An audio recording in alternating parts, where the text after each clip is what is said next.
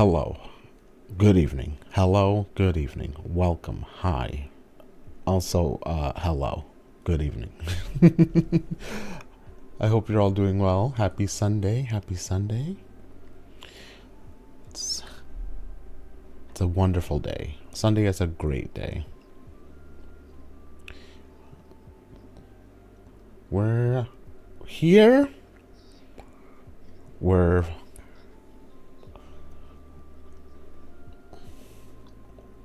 It's so funny.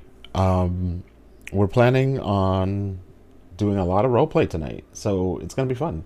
It's gonna be fun. It's gonna be fun. I'm very excited. I'm very excited. Um, this is gonna be a good one because your boy likes to talk. I don't know if the 7 years of having a podcast is any re- shut the fuck up, Daniel. Um, I don't know if anyone noticed 7 years of podcasting. I like to talk. I like to chat. I like to schmooze. You know what I'm saying? You know what I mean? You know what I'm saying? Anyway, hello Minnow. Hello Uglet. Welcome in. Good to see you both. Good to see you both. I'm really excited. I'm really happy. I'm really a bit of the chatahol. Yeah, a little chataholic. A little bit of the yapperoony. A touch of the yapism. Exactly. Anyways, I've been thinking about so much since our last session. And I don't know. I'm in a good mood. I really hope this goes well. I really hope everyone enjoys talking to each other. I'm like, I've got like electric in me. I feel good. We're waiting on some folks to get back from doing some personal business, but as soon as they come back, we'll get started. I assume. Not the tingles. Yeah, a little bit of the tingles, just a little bit. I always like the roleplay sessions a whole lot. Our Wednesday game had a lot of just sudden roleplay sessions. So I'm hoping that this is fun and in a way cathartic. And just like, I don't know. I have a good feeling, and I hope I'm right. I also have a good feeling because this is where I get to start seeing, or at least we start to sort of show everyone's stories, right? Like we get to start seeing all the things that we've been like typing away for a year, all the things that we've been working on. I'm so excited. I'm really excited.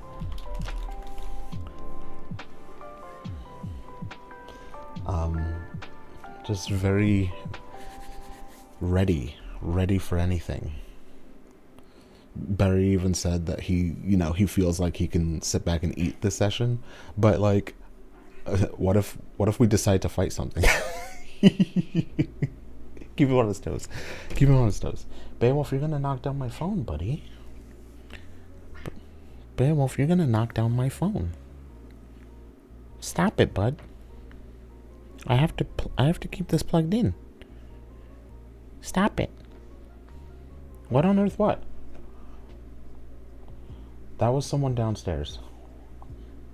Or upstairs, maybe. Why are you... I'm not even gonna... I have no idea what it was.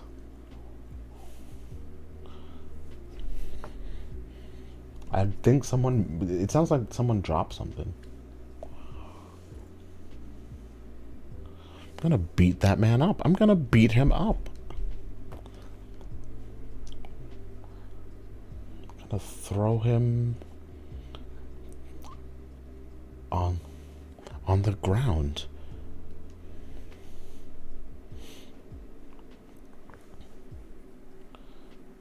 Gonna bring in the rest of the chatters now, because I think we're starting to get back. There we go.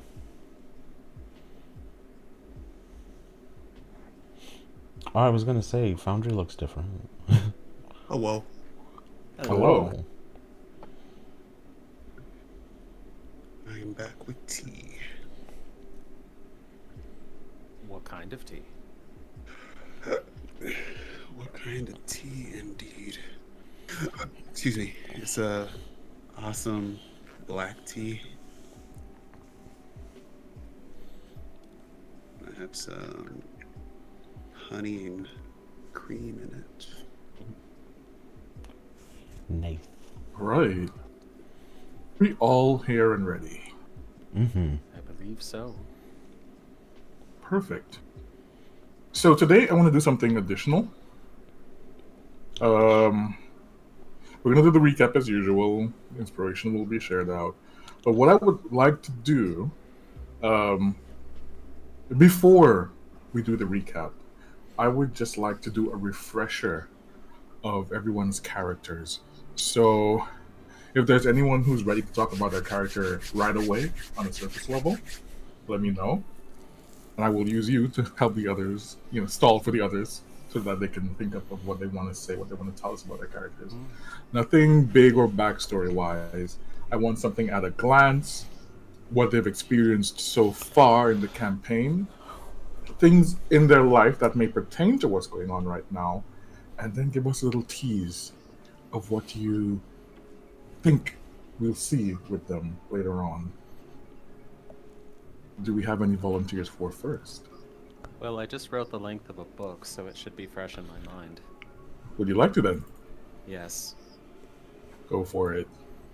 What was the first part that you were requesting? Just introduce your character to us just once more, like we're brand new.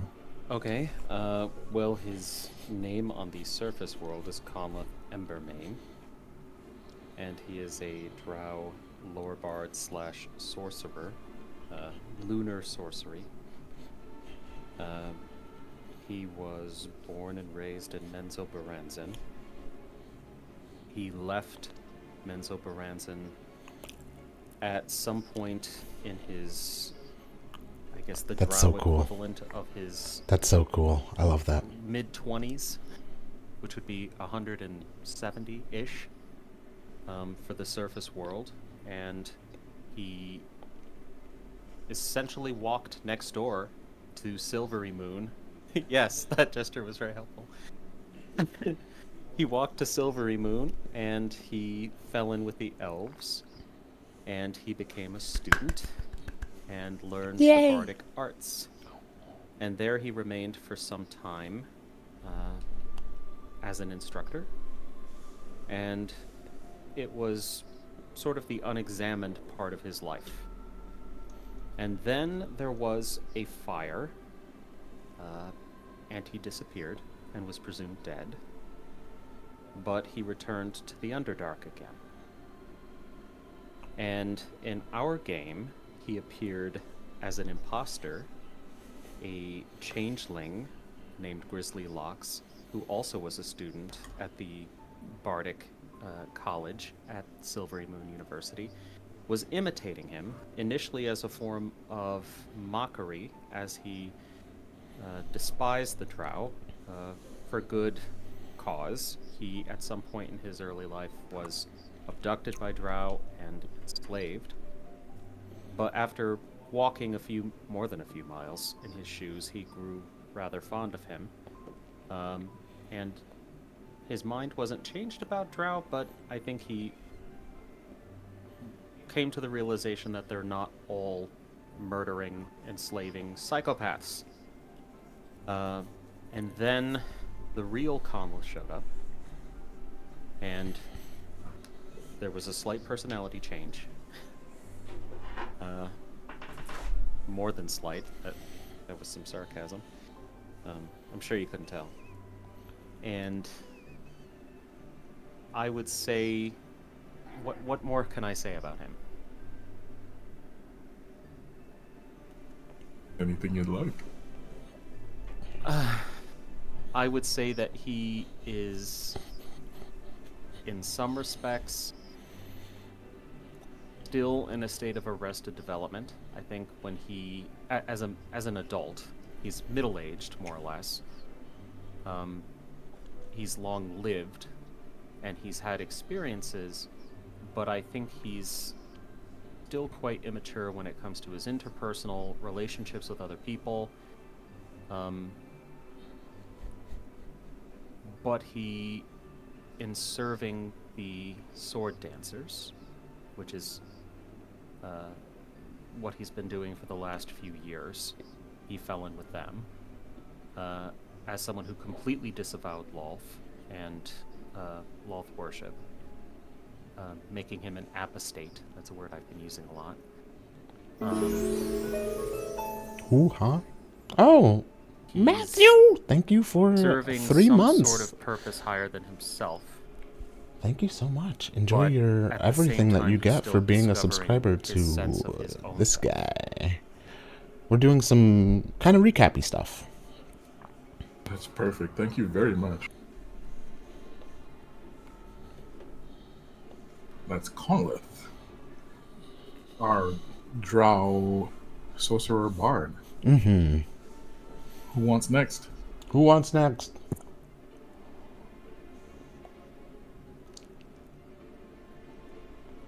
Heard someone totally punch your microphone. You might need to just pick, like, volunteer someone. You know what? I'm gonna volunteer Jace. Jace is being awfully shy all of a sudden for no reason whatsoever. I was actually trying to give other people a chance to jump in. I knew you would do that. Because I was like, I was ready. But anyway, hello. Jace, I was feeling the same way. So Yeah. you're fine. I was like, come on, guys, like go in, get in there. Because Elbow people out of the way. Climb over them. Grab in the barrel. Let's go. Okay. Hello. I'm playing Louis, no last name. Louis is a Firbolg for all intents and purposes. His outward appearance is no different than most Firbolg, save for the fact that he has kind of very pretty, glowing, glittery purple eyes and these kind of purple gray splotches on his skin, sort of like vitiligo. When he arrived in Phandalin, he had just come from some other city, some other town, doing some other type of work. And that's basically what he's been doing for the past couple of years, just kind of traveling the Sword Coast, doing some work, getting some money, and trying to have a good time. What he won't tell you is that he is incredibly nosy and curious and is always in somebody's business. And so coming to Phandalin, he was looking for more business to be in, basically.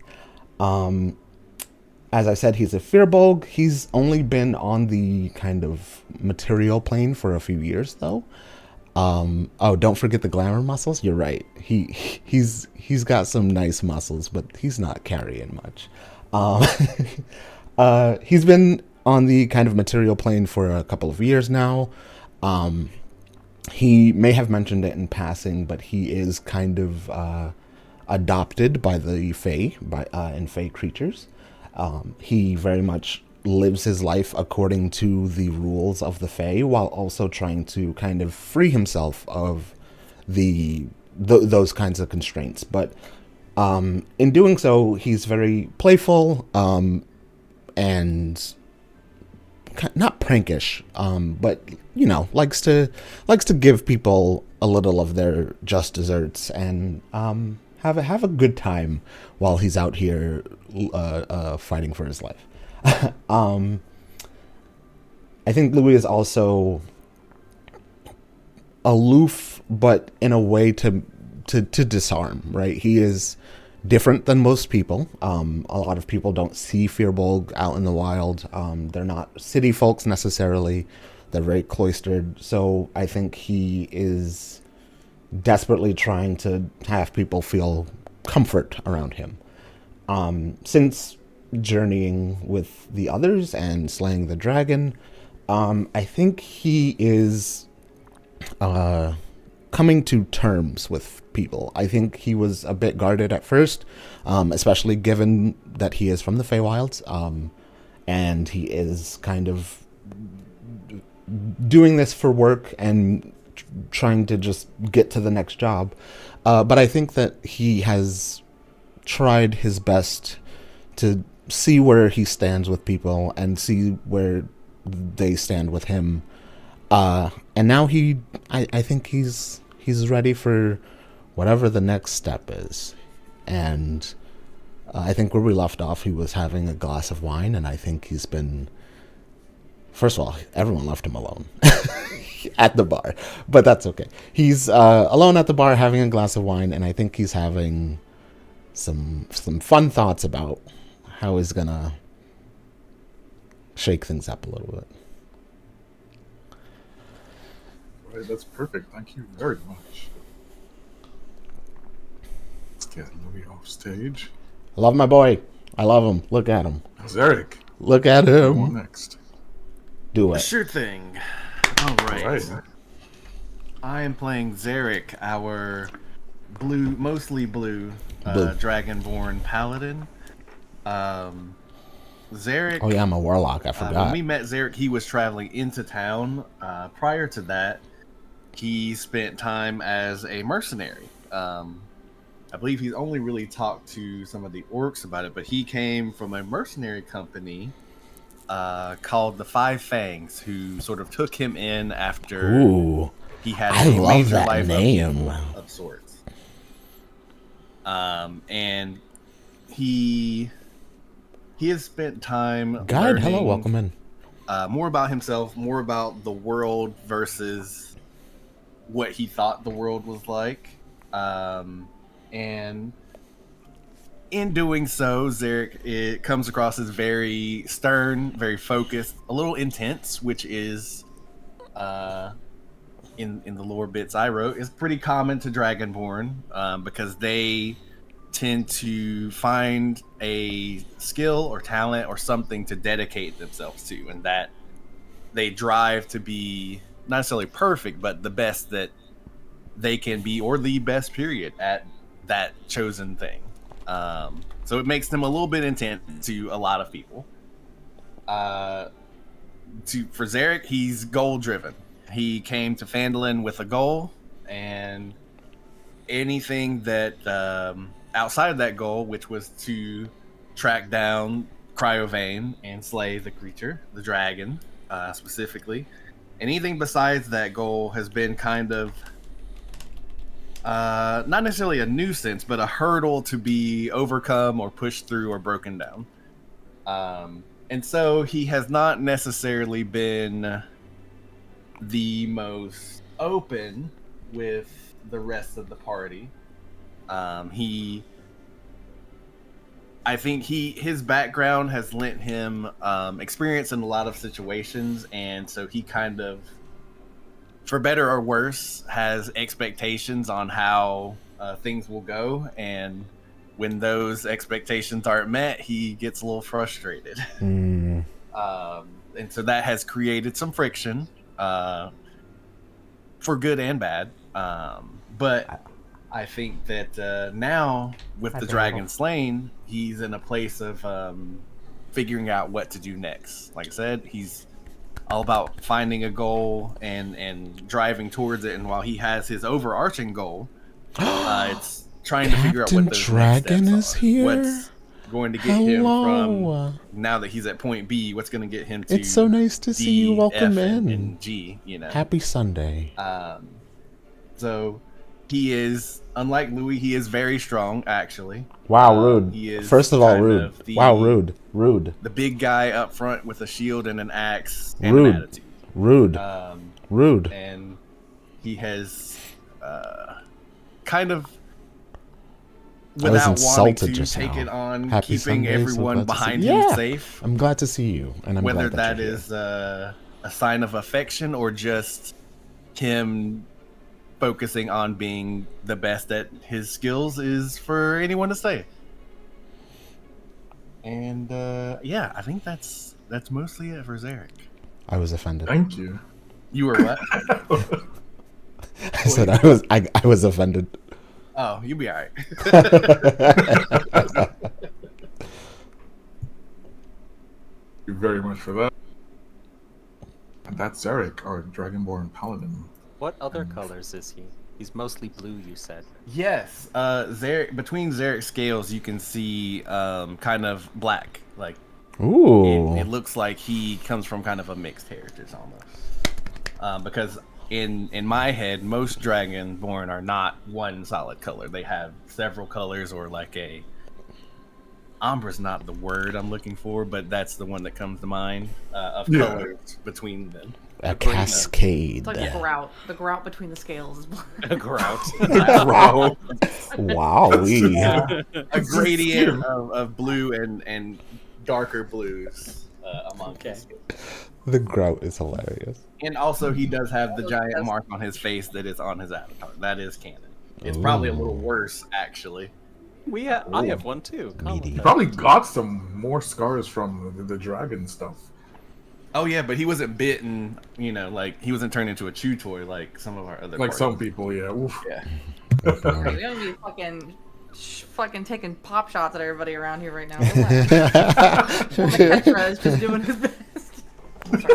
I mean, It's not a pot shot. He's commending him. You know. Like you survived being chewed. This is great. Not many people can say that. So true. All right, Gita. Tell us Yeah. I know I said the idea was volunteer people, but that was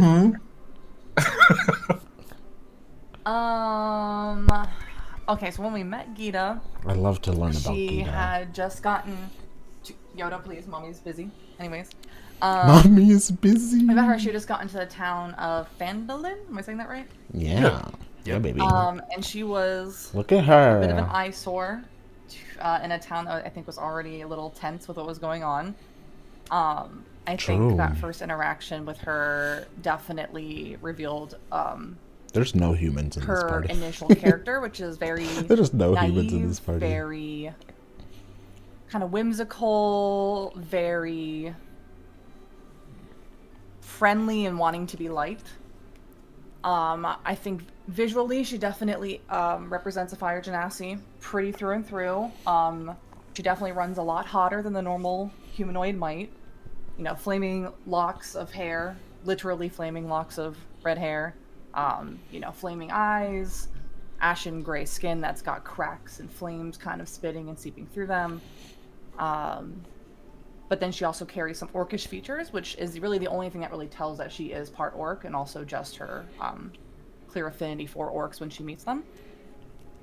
This girl looks I think real that she's hot. a pretty You're so right. mysterious character in the Real part hot. of she doesn't really seem to even know herself very well and what she's capable of. She Mm. was adopted and raised by a traveling circus. I So forgot her name about is just that. Gita. No last name, no other name that she knows. She was named by the ringleaders of the troupe, the leaders of the circus. I So she forgot is about that. not quite trained in her abilities as a aberrant mind sorcerer slash school of eloquence bard.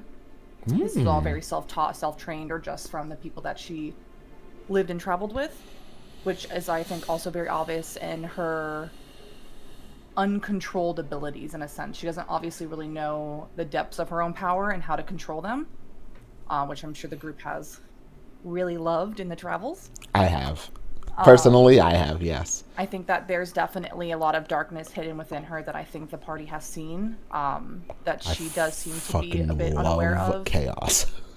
Lapses in memory, lapses in just knowing her surroundings and what's going on. Just, you know, random moments for her, which is her blacking out, which for everybody else is seeing a different side of Gita, a very opposite, polar opposite personality type. I think that's the only thing people really know is she's traveling. She wants to explore the world. She says it's with the urgings of the people at the circus that she lived with, that they sent her off with their goodwill to learn more about herself and travel. I think that she has attached herself to everybody in this group and really only wants the best for them and wants to help them. I don't think that there is any large goal that is known by anybody in the party of hers, just that she is traveling and, you know, a very desperate need to belong and be wanted. So yeah. Am I forgetting anything? Not so I far. think so. It's pretty good. Thank you very much. Yeah, I don't know. Same girl. I love her. That's Gita, our I love Gita. Orcish Fire Genasi Bard Sorcerer. Lots got of Pythons there. She's got multitudes, baby. She's got multitudes. Next up, Maketra, would you speak a little on your character, please? Yeah. Okay. Love McKetray. So Maketra is a half wood elf Dampier Hand of Mercy monk. He is dark skinned, he has short, well maintained, kind of high top afro, the usual short pointy ears that denote his half elf heritage. He also has rather unique silver mirrors that act as his pupils and irises together. And as well as like a triple set of like small sharp fangs from his vampiric heritage. He tends to dress in finer, light, kind of fitted clothing, and is fast, nimble, and strong. And he has also studied a bit of internal energy manipulation that allows him to heal or hurt people using ki or when necessary. He is a recent transplant from Waterdeep to Baldur's Gate, where he has opened a martial arts academy that caters specifically to the wealthy elite of the city. Wow. He's normally quiet and observant and generally slow to build meaningful relationships, as he's like used to kind of the shallow, self-centered, aristocratic personalities that like he doesn't particularly have a taste for. At the start of the adventure, he was traveling at the behest of his father, who tends to send him to handle tasks beyond Waterdeep's borders. He was going from Baldur's Gate to Neverwinter and was just stopping in Phandalin to gather information and scope the place out, since he was not aware of its existence. During the course of, he kind of was only going along with saving the town, because Harbin also seemed to have some noble connections, which may be of use to him or his father's plans in the future, as well as the fact that a dragon is kind of like an existential threat either way. Not aware of his existence is so real. Yeah, Town. in that process, I think this poor ass town has seen that these people are a lot different than most other people that he has met, and so over time, he's kind of has grown fond and a bit attached to them. And now he's kind of just gotta say saying, everyone in this apartment or just party feeling is like attractive as hell. He's not sure where to go. We're so pretty. This party next. We're so though pretty. He's also thinking that they might be helpful for some of the things that his dad asked him to do in this other city. Bravo, bravo, bravo. Perfect. Thank you very much. Now show us the boy. And last but not least, Give us the boy. we have Rin. Okay. When we first met Rin, he popped through the roof of Harbin's house, and he wasn't really sure how he got there. It was revealed later that I don't know why that made me so it was nervous. You're precious. You're somewhat cute. You're due so to cute. the lamp That was so good though. he I loved it. had found while he was in a coastal city after leaving home. Not much has been said about his backstory.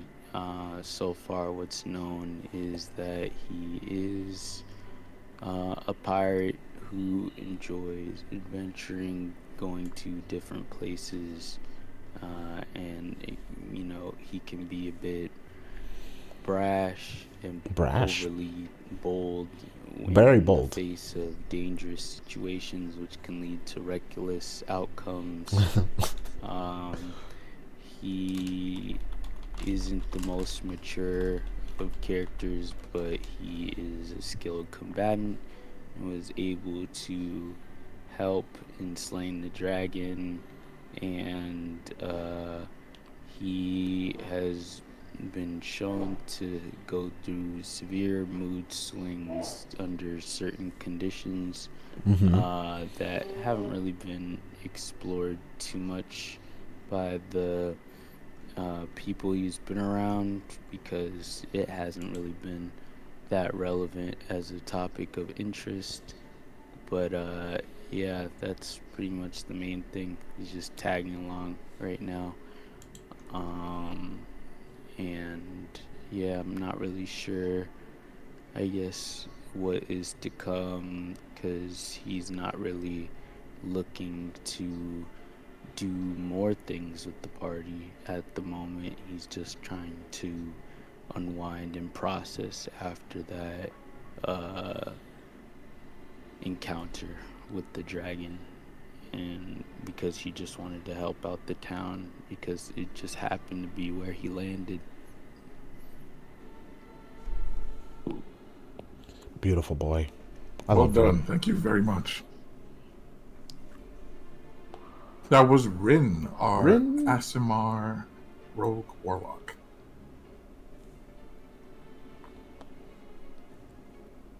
Now we have these 6 characters, these 6 people who 10 days ago came to Phandalin as strangers, were more or less roped in together in this entire debacle involving the dragon. They went everywhere from under a mountain to to the woods to on top of a mountain, and eventually slayed this dragon. And after 10 days of having to fight together, to fight for their survival and the survival of the people in Phandalin, and probably the realm as a whole, they still barely know each other.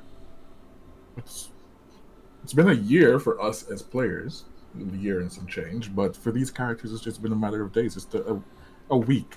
A week is 10 days in this world.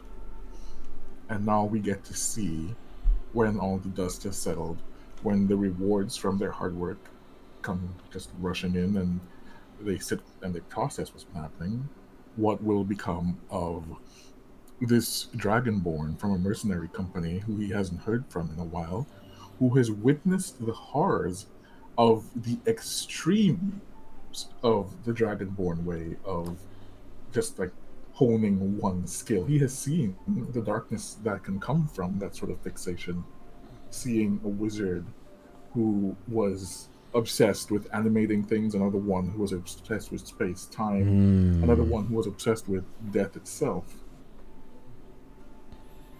Fire Genasi Orc, who has come to learn things about herself in these few days, and probably has not even realized that she does not know a lot at all, because there is something that she calls to, something that calls to her, that she does not understand the full nature of.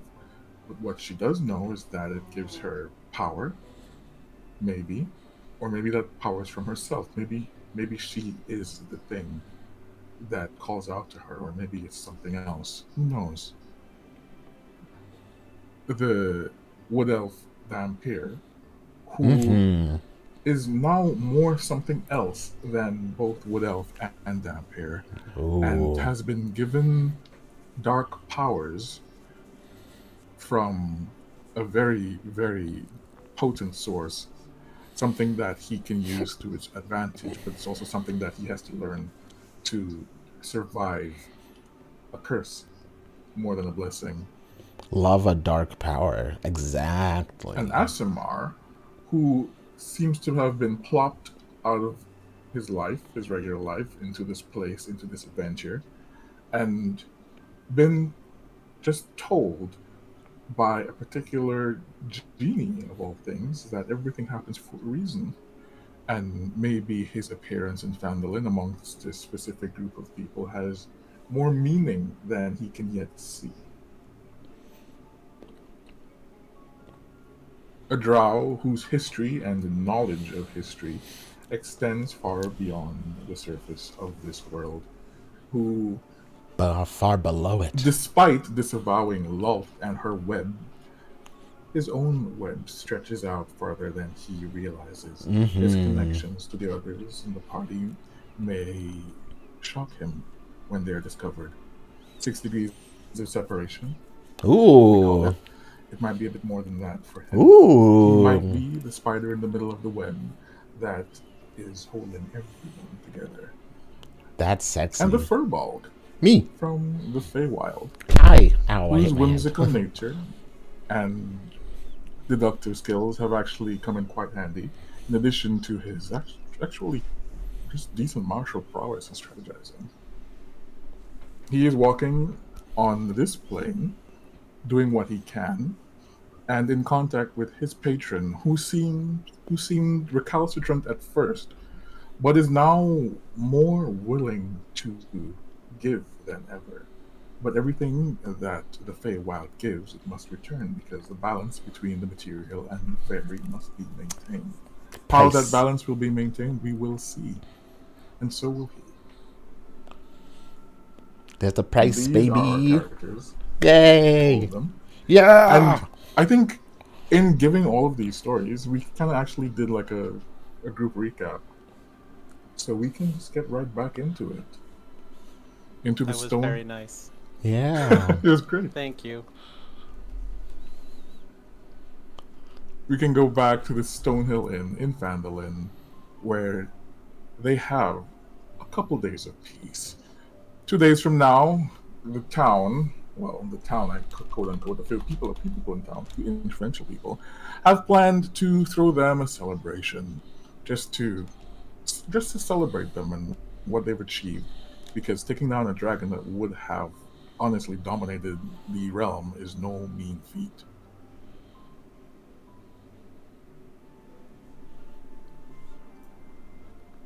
And here we will begin. Let's do it. With Put me Louis, in. of all people. Oh, me. Oh, no. Okay. Who? Everyone has fucked off. They got to the inn, everyone immediately fucked off. Yeah. And left you to have a glass of wine. Complimentary. It doesn't seem like you'll have to pay for anything in this place ever again. From the proprietor, Tobin Stone. No. Yeah. So after the stampede of your companions through the inn, all of them went upstairs, it would seem. What are you doing? Louis has cleaned himself off at some point with his prestidigitation, and as everyone stormed off to their rooms to do whatever, has been kind of drinking and thinking, as it were. And I think his glass is, let's say, almost done. And he's kind of like been tracing a finger around the edge. And he's thinking / talking to his patron telepathically. Should I get them gifts? Is that a good idea? We don't give gifts. We give favors. So by They'll owe giving you them, if you give. I see. And he's, Which honestly isn't a bad idea. It'll be nice to get them to owe you. I don't want all of them to owe me something. I already owe 2 of them something, after all. That's your own fault. I felt it was right. There's just a mental shrug. Mental shrug, I love that. He taps at his chin again. He's like, does it have to come with such caveats? I mean, gifts are, oh, don't worry about it, sort of things. Well, no. You're here in the material, so the rules apply if you choose to let them. You have a foot in each world, so you can choose which foot to step forward with. He seems pleased by that answer. And then he goes, oh, what would I get them? I wouldn't know. And he's like going through the list in his mind. He's like, Zarek would probably like a weapon. Maybe a new shield. McKetre.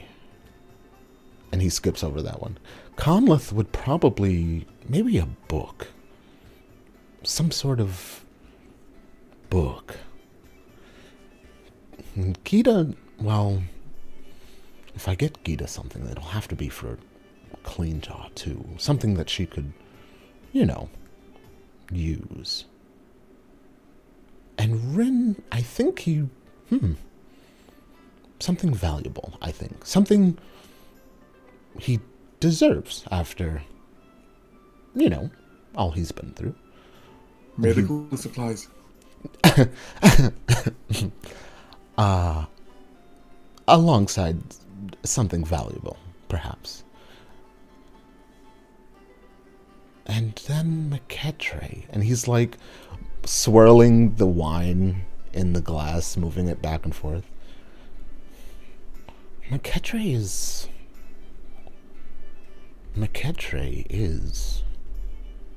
And he stops. What is he exactly?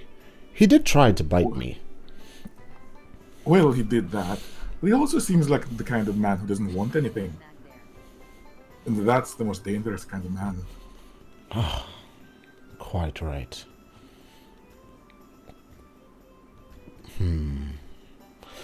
Perhaps we should ask him what he wants. Oh, that's embarrassing. Yes. But if you want... I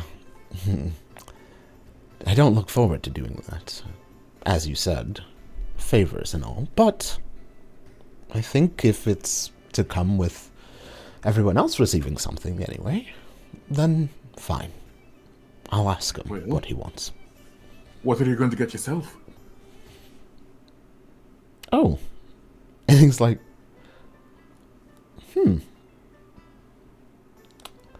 Well, I mean, you have to get yourself something.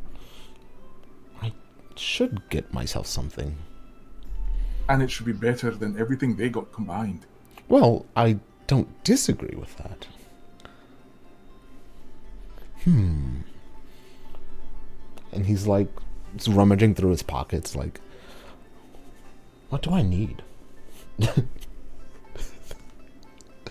Someone in the chat said therapy. That's funny.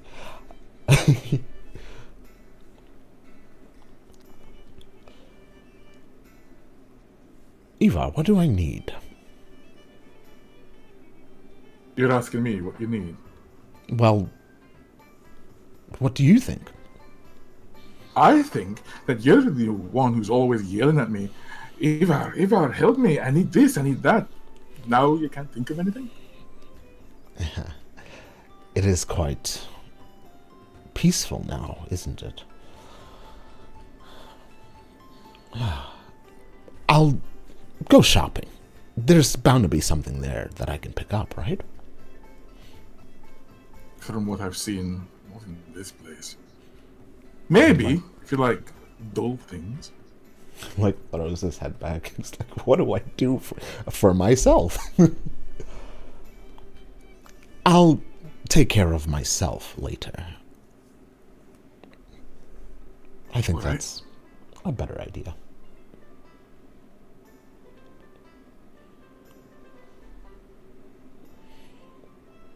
Unless there's something you wanted to give me. And he's like, he made a really big pause. Oh, I never want to just give you anything, you know that. Never hurts to try. Yes, it does. I think as he's sort of wrapping up that conversation, he finishes the wine, steps over to these folks, and says, if any of my companions deign to ask where I am, I'm just going to head to the shop very quickly. Harbin is the first one to respond. Oh, jeez. Stimulating Phandalin's economy. You are a hero in so many senses. Louis looks at him like, oh, I forgot what you're like. And says, just doing my part. And there's like a rapid clap. He just like claps really quickly. Yes, good. And Big Al says, don't forget to ask for the Dragon Slayer's discount. Gives you a thumbs up. I suppose I will. And, you all have a good afternoon. Or, Yes, it's still morning, isn't it? yes, it's quite early. Not even 9 o'clock yet. I've quite lost track of time, it seems. I can imagine. Though, I'm not sure if you heard my offer earlier. I would like to offer you and yours employment. I have a trip to Neverwinter coming up in 3 days, and I would very much like an escort, a skilled one. Think about it, yes? Oh, I most certainly will. Good.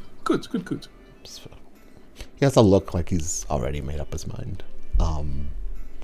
And he gives everyone a polite wave and he says, I'm off now. See you later. All right. Beep, beep. And you head off to the shops, and we'll deal with that in a little bit. In the meantime, Gita. I put the Yes, party Papa. token here so you can mind the business. Yeah, I got a party token. Get these voyeurs out of here. All right, this ain't that kind of hub. I can't see it. Oh, let's see. Same. Click- actually. I'm upstairs in the hallway. Click anywhere on the ground and drag, and you should be able to. Aha. do- Okay. Yeah, there you go. Oh, y'all are like 2 rooms over. Oh, Yeah. perverts.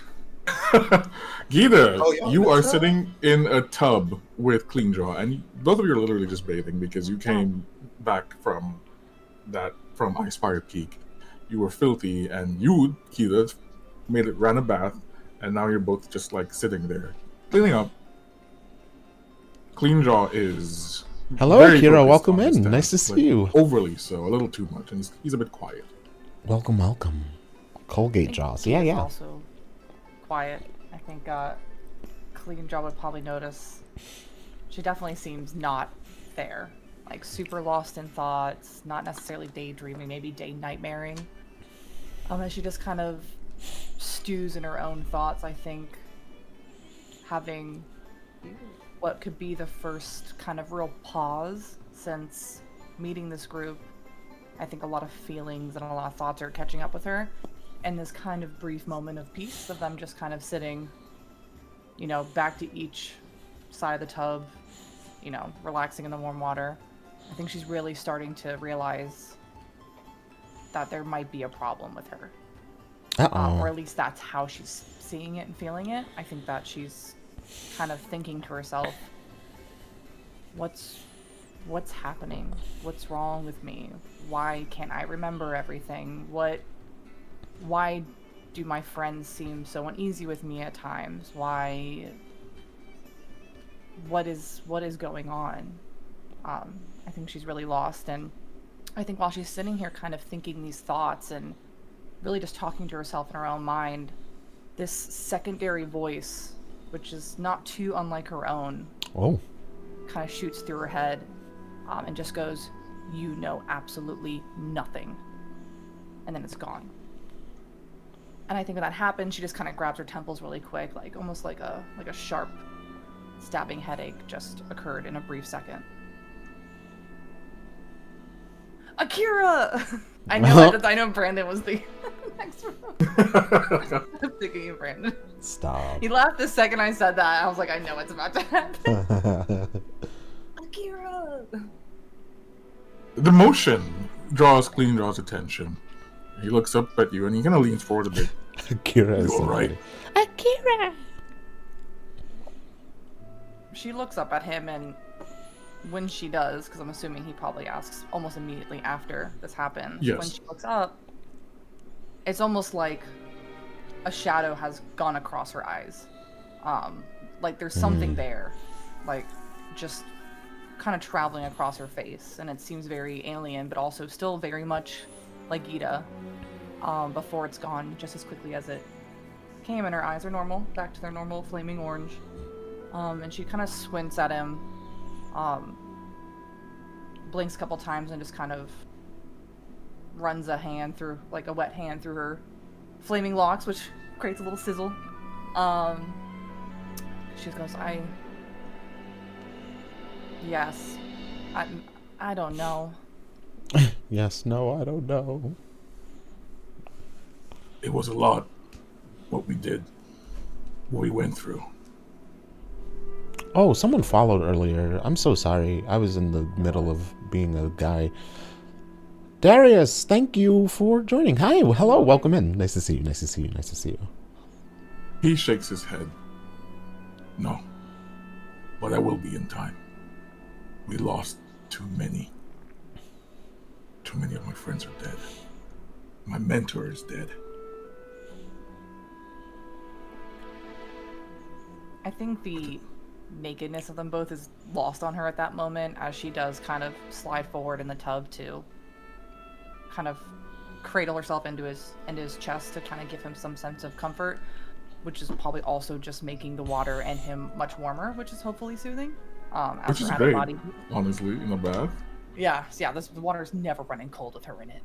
But she does just kind of, while he's responding to her, she kind of slides over just to give him any comfort that she is able to.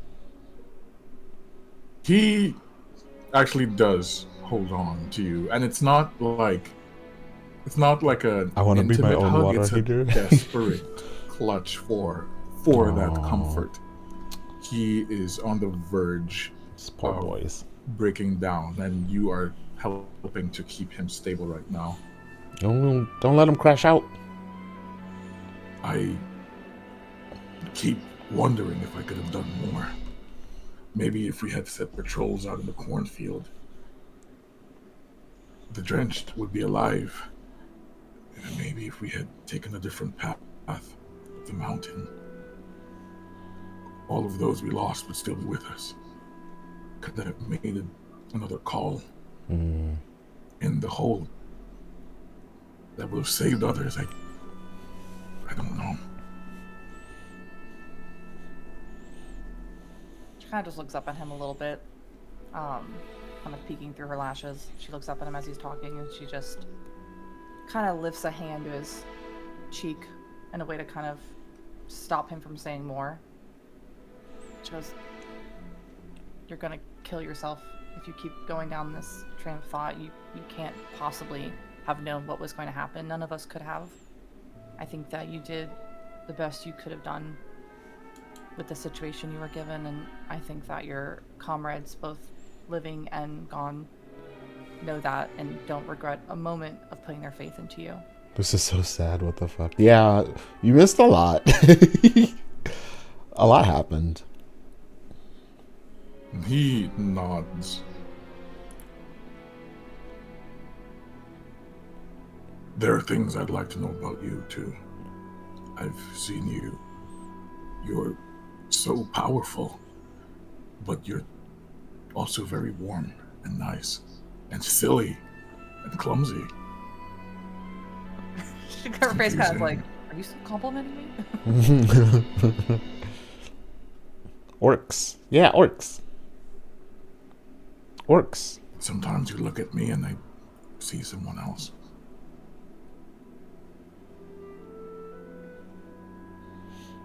But I very uncomfortable by this now. Just like, oh no. But I like everything I see, so it doesn't matter.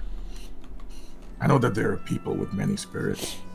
Maybe you're one of them. Tell Barry to send you that orc pic. Okay, I'd sure. like to know all of them. You think I have another spirit inside me? Send me I orc don't know. pic. But it's always possible. She shifts her gaze away so he can't see her face or her expression, and she gets very quiet for a minute as she kind of mulls it over, almost as if she's kind of latching on to the idea that there is another spirit inside her. It's almost like the easiest answer for what she's going through.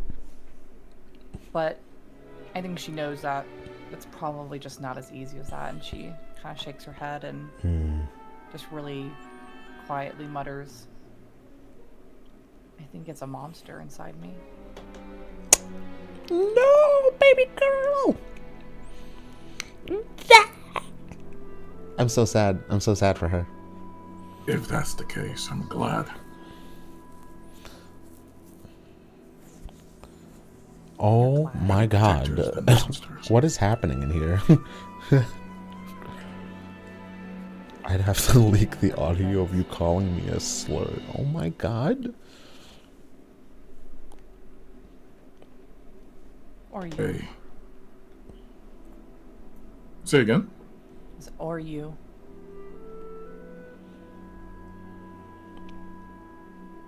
He just smiles at that. Hello, Orc Flores. Welcome. Doesn't give a different answer. Huge fan. Huge fan of Orc Flores. You all should follow Monster. Orc Flores. He's great. Silly Genasi. Strong orc. Everything that you are made of, I appreciate. Because all of it has been good. And if you think that it has done harm, so far it has only done harm to your enemies. True. True. As all good weapons should. CHROO. True. I hope the rest of the group feels the same way.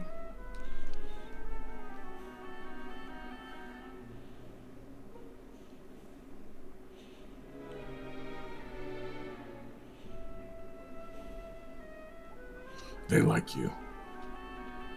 All of them. I've never seen anyone too cross with you. True. True. Love that girl. She just nods. Well, I guess we'll see. Now that we're done with this dragon, I wonder what's gonna become of all of us. I'm just wondering what will become of some of us. Ooh. Peeks Ooh. up at him. That's a daytime drama line. That's a Looks daytime away drama line. from the That's some window. sexy daytime drama Answer me shit. something. Oh. Yeah. Wait, shut up. Do you think that crying is weakness? No, baby No, boy. I think it's strength.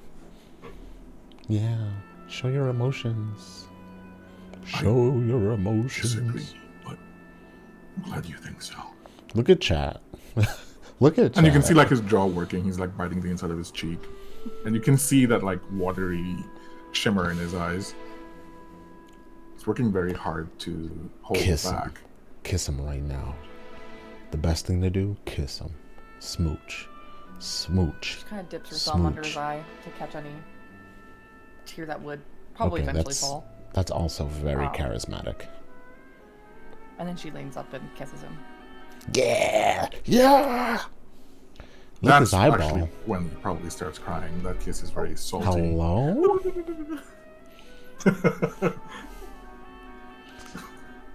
What are you doing in here? And so you remain until Sarlacc, you decide to come finally. out about. No one likes pruny orcs. I'm really enjoying how Jesus chat right now. Chat is loving this. And so am I. man. Kiss, kiss, kiss, kiss. And who is next? Oh, across the hall. We have Zarek. Oh my god, party token is on the move. What's Zarek up to right now? I was ready. Derek was cleaning. Actually, he said that's what he was going upstairs to do. So he like has placed his armor down, placed the weapons aside, and has gotten in the tub to scrub away the trip. All right. Easy enough done. You can run a bath. The water gets cloudy really quickly, and you have to drain it and fill it again. Orcs are actually But, very yeah. OP at kisses. You are All left orcs have a natural +5 to on smooch. everything. Shame I have a This- kissing allergy though. That's These so. 10 Aw. days have shown Kissing you allergy? So you have a more than you bargained -3? for. -3 You to did kitching?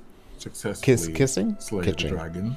Whatever. You met some people with potential, frustrating, but you can see the moments where they triumph, the moments where they step up, and the moments where they fall short.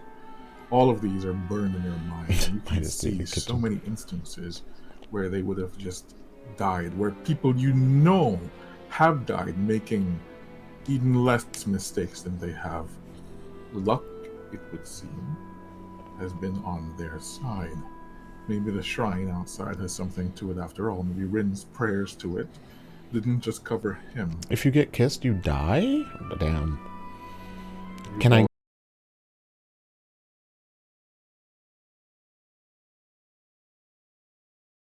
No warm or really necessarily familial greetings amongst them towards him, and he wouldn't have expected it. But it's just like, you're not seeing Dragonborn. Even someone who travels a lot could go and never come across one. So while he has felt fortunate to meet more of his kin, it has also kind of put sort of a little bit of that. It reinforced that feeling of being an Back outsider, in business. even amongst a group of seeming outsiders, Yeah, we're weirdos. because they are a very, very strange group, unique. Unique? They are.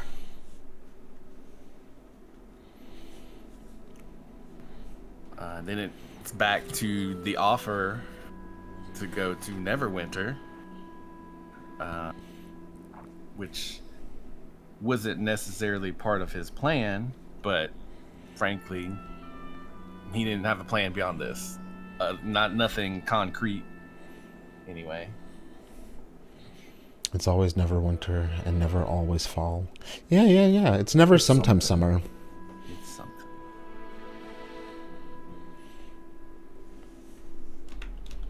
There has been a particular part of this adventure that pertains to you in a way that nothing else has so far. Gorthok, the Thunderboar, Ooh, yeah. that creature of lightning that saw your attunement to lightning and tried to manifest itself through you when it was about to be defeated, or rather when it was banished. Now that you have some time to sit and think and process without the threat of Cryovane looming over, taking over your every thought,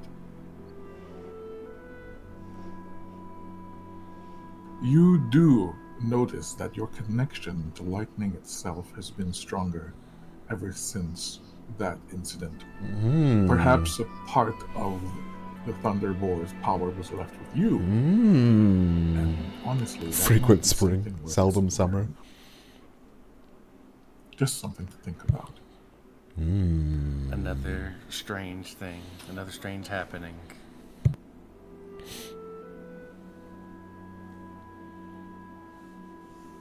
And the disappointing advent of the Black Dragonborn who you heard about here and there, just being another brigand who tried to take Icespire Peak.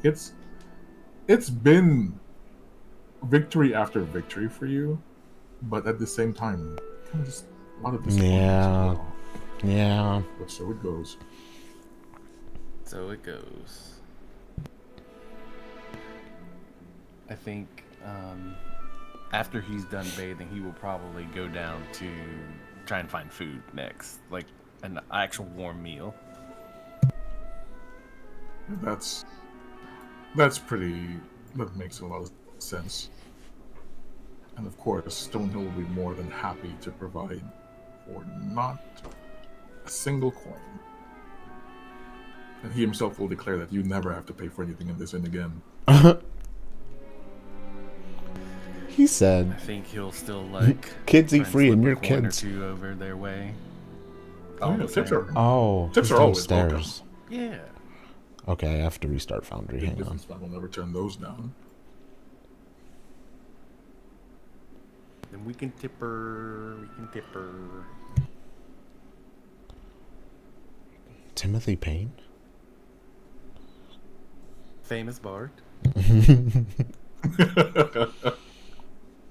Give us a minute. We gotta restart the thingy. Conleth,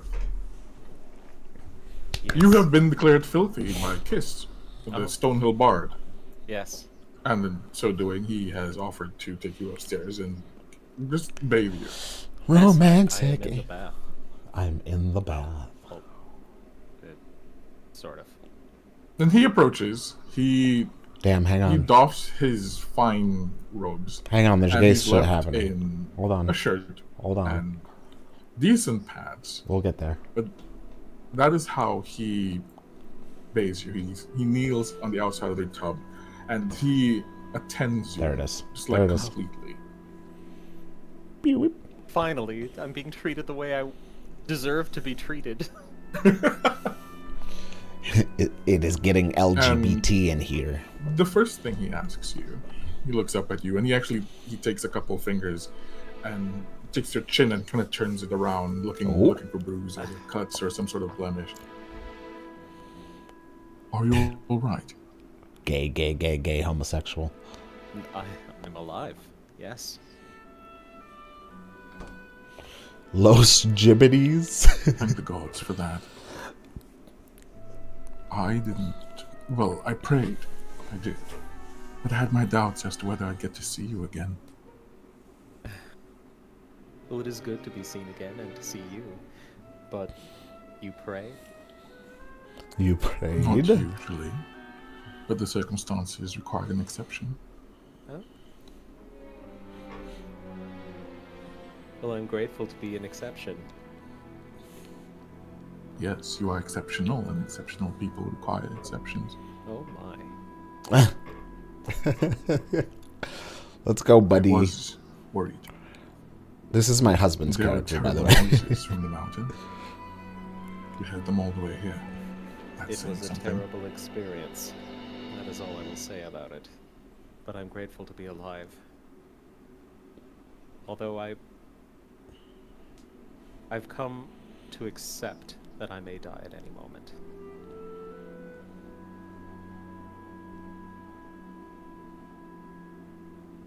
Are you so ready to die? No, I'm not.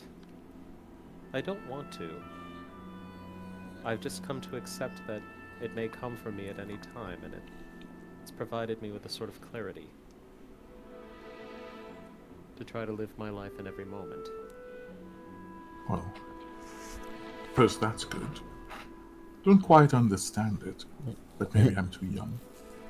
Haha, old man. Yes, you are a sweet summer child.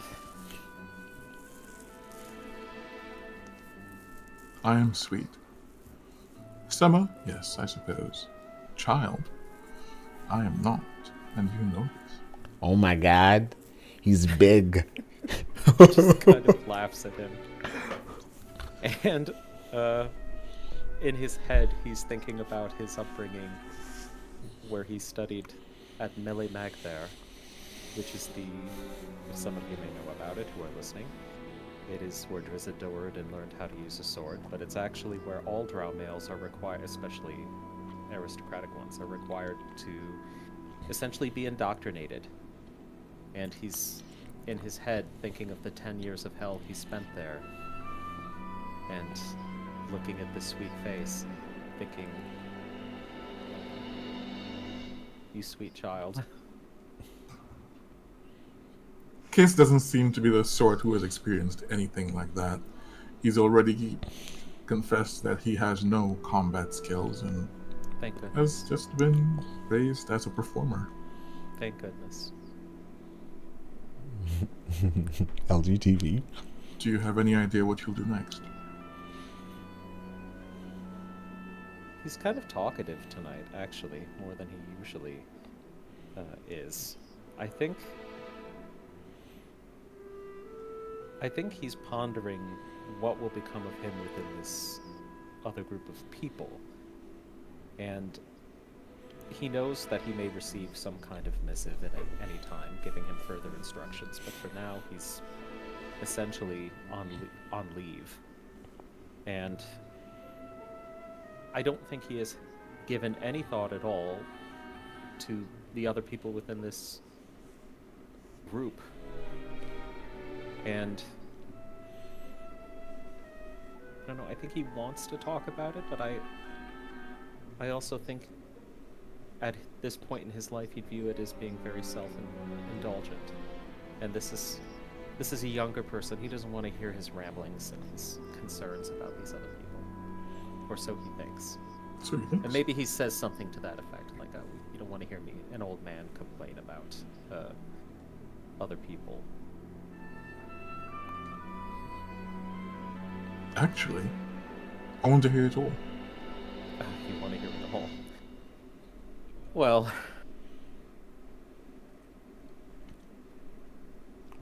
Speak. well, here it is. Of the 5 of them, the woman is the most relatable to me. She's powerful. She's charismatic. She's decisive. And she's insane. That I find relatable. But the others, the males, my goodness, they're 2 stoics. They seem absolutely impenetrable to me. The others, the Fearbulb is some sort of detective. And then... Not in so many words. Aasimar, I'm sort of celestial pirate. I've so long Impenetrable, lived, that's crazy to say in the hot tub. but I am so sheltered. I've never seen anything of these people's worlds. I've only heard of them. I've maybe seen them in passing and Silvery Moon, but I've never had a conversation with a Dragonborn. What does one say to a dragon? I have so many questions. So many questions that are impertinent. How do they breed? I've read conflicting reports. I've heard that they copulate like all other humanoid people do, but then I've heard that they also lay eggs. And how does one ask, are you born of an egg? If that was not the case. He smiles at that. I've often wondered that myself. Oh my god. I've seen Dragonborn before. How do they breed? Aasimar, however, I have not yet seen. I don't know what to make of him. I confess He has myself no shocked. pupils. How do I this? Nor does the other one. Well, actually, they're more like reflective silvery discs. More like Do you hatch here How can you often? understand the character of people whose eyes are just reflections? Oh, that's easy. The eyes are the window to the soul, but the rest of the face paints a picture. Twitch of the ears. And he touches your ear like he runs a hand along your ear, the top of your ear. The brow is extremely expressive, usually. And you can I think always that's just tell in the strain art, of a muscle, but they're yeah, you're trying right. not to move it. And he does trace your brow as well. A cheek can twitch one way or another. Even the nose. And he taps your nose with his index finger. 110 volts. And of course, Zap zap. I can't speak for the Dragonborn, but lips can tell so much with just a few motions. Do they Low even to have lips? Dragonborn? I don't know. No, they just have maws. But Chomp the chomp. rest of your party has lips, don't they? Read them. I'm sure there are tells from our Dragonborn friend. You just have to look for them. Mm-hmm. Observe him if you can. See what makes him tick. Look at his face when you know he's angry. Look at his face when you know he's pleased. Read it. Understand it. He does have rather a deep scar on his face, rather like me. Ask him about it, maybe. I would ask him about where he learned to wield a sword, but as I myself have learned to wield a sword, but that was ages ago. I didn't exactly kept up with my swordplay. And yet you've slain a dragon. Well, That's impressive for someone out of practice. it was he who slew the dragon with a sword. Oh? You didn't tell? Oh, of course I did.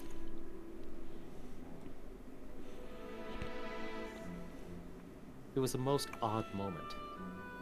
He gave an absolutely rousing, stupendous, motivational speech of sorts, encouraging us to carry on fighting the dragon. And then he killed the dragon.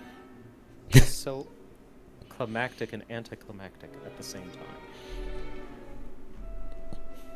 I felt as though I could do anything after he spoke, and then I didn't have to do anything at all, except watch. Perhaps he felt the same way and followed through. And besides, I'm not looking for a climax from a dragon fight. I want that to be over and done with as soon as possible. If it's Haha. a climax you're looking for, then Oh that's my what I'm God. here for. And he grins. 6. You're terrible. I am. Lucky for you, it's only 9 in the morning, and I do have work to do. Get to I work. just want to make sure that you're all right. There's another 9 o'clock. At night. It's the only one I Ooh. know. Such a good. Oh, I hate them. I hate them. I'm gonna Are strangle you them hungry? both. I can bring you something. I'm thirsty. Thirsty or... And he tips his head back, miming a wine glass. Thirsty. At night. Trying to think of how he responds to something like that. He's like, do you Water. want water or booze? Right. Water or wine. Water or wine? Oh, I was going to say something else. I think he will say in this moment, take off your clothes. Oh my lord. Oh. A third thirst. Alright. And he begins to do so.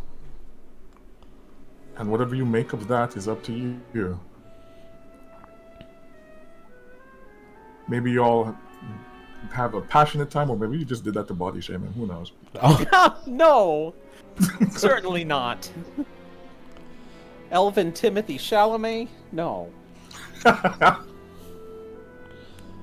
And from that, we go to Maketra. I love the party token just runs. Good. damn it. Did he jump scare you? Yeah, I was like, what the hell? Get away from the door. Trying to get in here. He's breaking the wall. He's watching the party token. Maketra, you return to your room. The windows are still kind of closed. The shutters are still closed. Your room is still in a state of dimness compared to the rest. It's good. It's good. Everybody else has a rug except for me. Yeah, you get it wet. Okay, stupid me. But so Maketra, when he goes to It's his pretty room good. at first, he is just he closes the door and he just kind of stands there for a moment and just kind of is gathering himself as he's like very quickly reviewing everything that has happened in his mind. He can feel like a warmth inside of him that is not his own, which is a strange and new feeling from him, a feeling of two other people's warmth, which is new. He'll then look himself over and see like how disheveled and bloodied and ruined his clothes are, and he will determine that he needs to do something about that. So he will move over to this desk and he will disrobe in a very methodical fashion, making sure to very neatly and tidily fold each article and stack them and undo his hand wraps. And he will get the bath started, and he'll also go to the chest where he has put his traveling gear, and he will remove like the things that he needs to take care of himself in terms of bathing and whatnot. And he's going to make himself a nice little bubble bath, actually. And then he is going to get in the water. And because he doesn't need to breathe, he will submerge himself in the water and just kind of be there to be in the muffled silence beneath the surface and kind of meditate on recent events in his companions and what he came here for and where he's going to go from here. What he's going to do from here, where he's going to go. Is he going to go with these people, and thinking of all of the things that have happened and all the people that he has interacted with thus far. So he'll be doing that for a bit. When he has completed that, he'll return to his little toiletry kit, and as a person of his station, he is actually going to very quickly, well, not quickly, but he is going to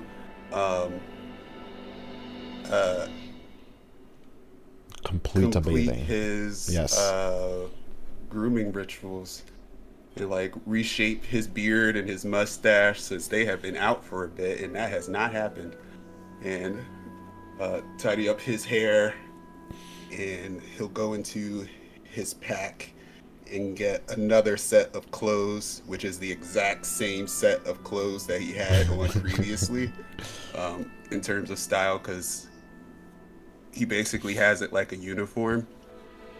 And then he will put on his fragrances of like clove and cedarwood, grapefruit and vanilla. So that's just to kind of get back into kind of the persona and feel of the nobility of which he came from, instead of having to focus so much on the survival and pugilist lifestyle that he had to maintain during this past week. And I think once he has finished doing all of those things, he will ready himself to exit the room and return downstairs. Very good. I will say something though. While you groom yourself, yeah, you're a little scruffy and disheveled from what you did. You do notice, because there's a mirror in your room on the dresser, you do notice that you are beautiful. You are unblemished, and once you groom yourself, you're almost radiant. Your presence is captivating, even to yourself. You're very pretty. And I mean that in the most serious way possible.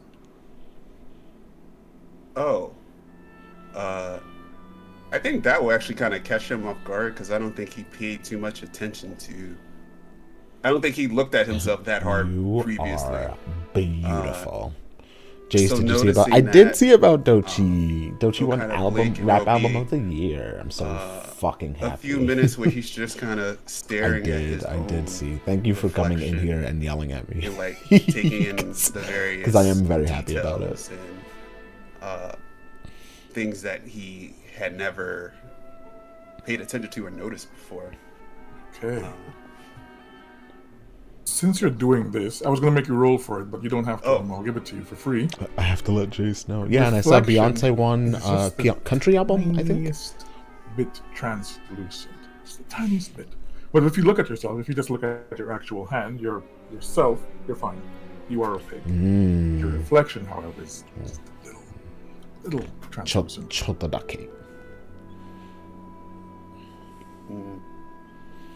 I think it will pop into his mind that he wonders if his father has received his letter and if he has sent a response. How long ago was that, actually? It was 2 days ago. Oh, probably not then. Yeah. So he'll just wonder what the response will be, and then he'll think, wow, a lot has happened in 2 days. So, and he doesn't want to send another update so soon. So that'll just be another thing that sits on his mind for the time being. My bad. 3 days ago. I just checked my notes. But yeah. Yeah. You can probably expect a reply in the next couple days. Probably tomorrow or the day after. Something to look forward to. A reason to actually stay here for a little while longer. Mm-hmm. And yes, you can go outside and join the... I think by now Louis is coming upstairs. Zarek is going down. But with that, we will come to you, Rin. You, like the others, have come, you've run a bath, and checked it for genies. You're none. Genie check. Yeah, your bath is genie-free, unless you are so inclined to call upon Atayan. Otherwise, your bath is genie-free, and you are there left to get rid of the grime, the blood, some of it is your own. The dirt from Icespire Hold, and just this harrowing ordeal in particular. What's on your mind? I think he is going to take an extra long moment to wash all the grime and stuff out of his hair, specifically. And while he's kind of like shampooing and just scrubbing his scalp, and also just like making sure there's no dirt or blood and grime on him, he's just going to be thinking and reflecting about the events that transpired, and yeah, mainly just thinking about, well, what's next on the to-do list, I guess. And yeah, just mainly focusing about being clean, because hygiene's very important to him, surprisingly so. But yeah, mainly it seems like he's not really giving himself that much time to stop and think about what transpired, but more so thinking about what's gonna happen next.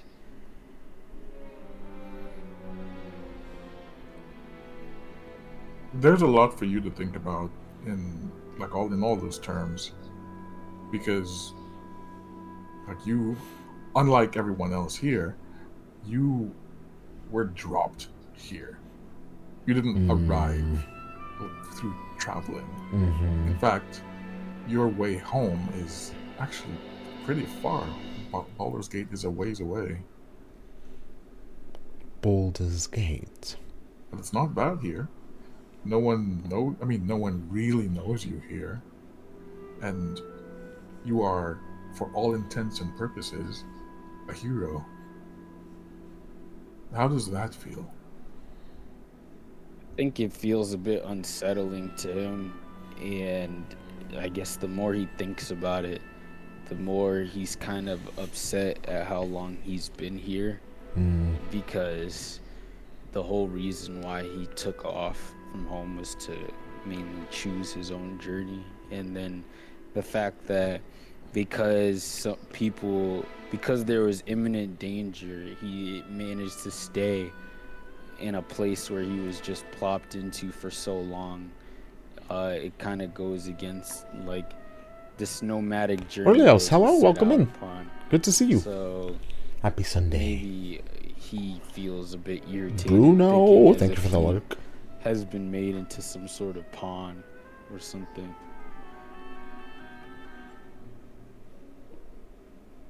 It's a fair thing to think. Though at the same time, you have freedom. Sure, this was a crucible, but now you can go anywhere, and now you have the money, and you have items that you can sell or make things out of. You have wealth that you have never had before. And you know that for some, wealth is freedom because you can use that to do whatever you want. Yeah, that is true. Tashkani But Mashta. it's like looking at a blank canvas, I think, right now. He is like, you can draw whatever you want, but if you don't have like a direction, then it's like you can't draw anything at all. That's And it right. will remain blank. And so I think that's why he's thinking so hard about what is next, because his journey was so far, it's almost a contrarian journey where he's trying to not do what is expected of him for the time being. And so, but the expectations are completely unknown to him at this moment, and so now he's not even sure how to act in spite of something, anything. So it's just I think it's a bath of frustration and confusion, and he's taking it out on his hair. Not pulling it out, but it's just going to be. He's taking it out clean. on his hair. It's gonna come out sparkling and Yeah. frustrated. Or is it like, if you're taking it out on your hair, is it helping the frustration? Is it easing it at all? Or is it just an expression of it? It's more of an expression of it, but I think it will eventually be a form of easing. Like, as he relaxes in the bath for long enough, because you can only be so angry taking a warm bath and shampooing your hair. Like,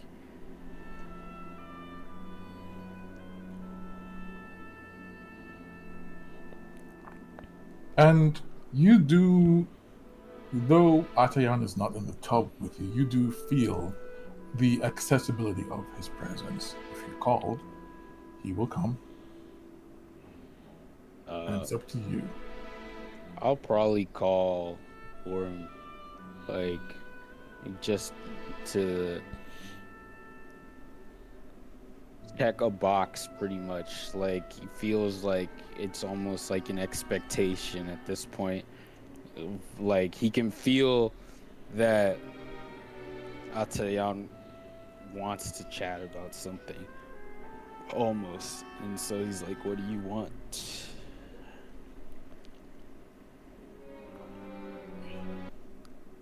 Oh, the music. And that's when you just see his head just like pop out of the water, just raises up to the nose and then to the chin. His head is huge, by the way.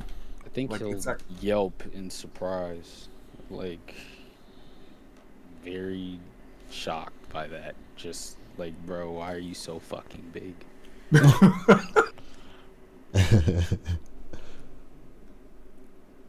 And to that, he responds, "Why are you so small?" Good point, man. Good point. "You're troubled. I can feel it. And if I can feel it, then, well, it's trouble for me. How can I help you?" How can you help me?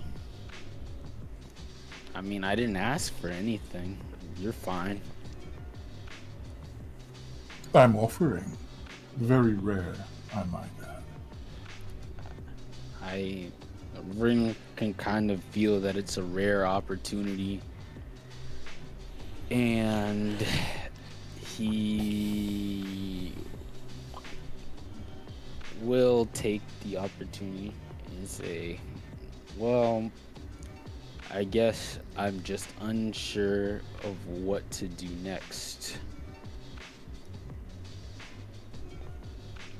And I don't feel that happy about what has transpired, which is surprising.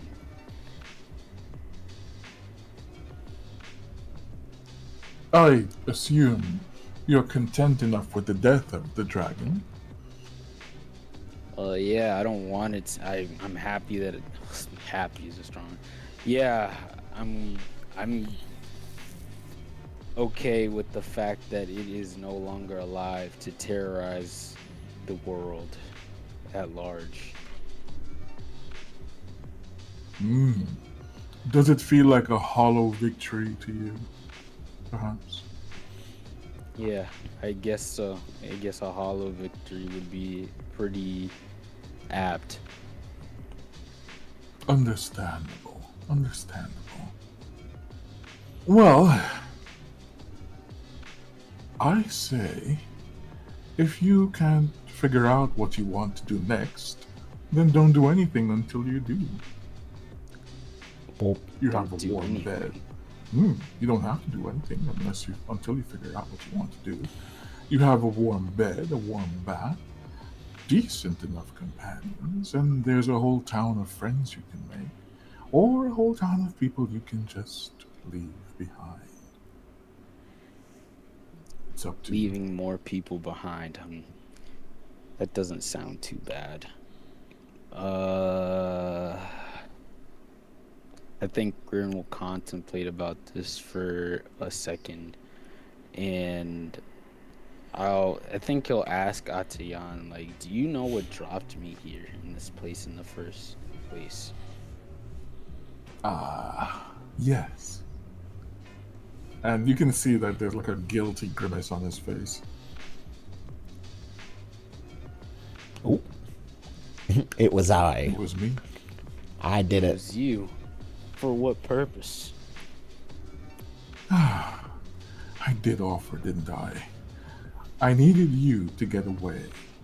They were coming for you. Who's they? Oh, who's they indeed? Oh, that's a long story.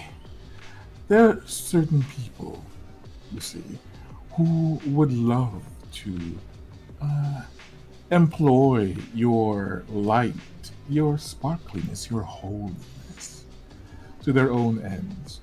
And they were coming for you. You would not have known. They would have just snatched you up in the market. And it just so happened that I was able to place my lamp exactly where it needed to be. A ring is a nice choice, by the way. Very compact. Snatched. Mold. Taken 2. Taken What I've 3. always been. Compact and mobile.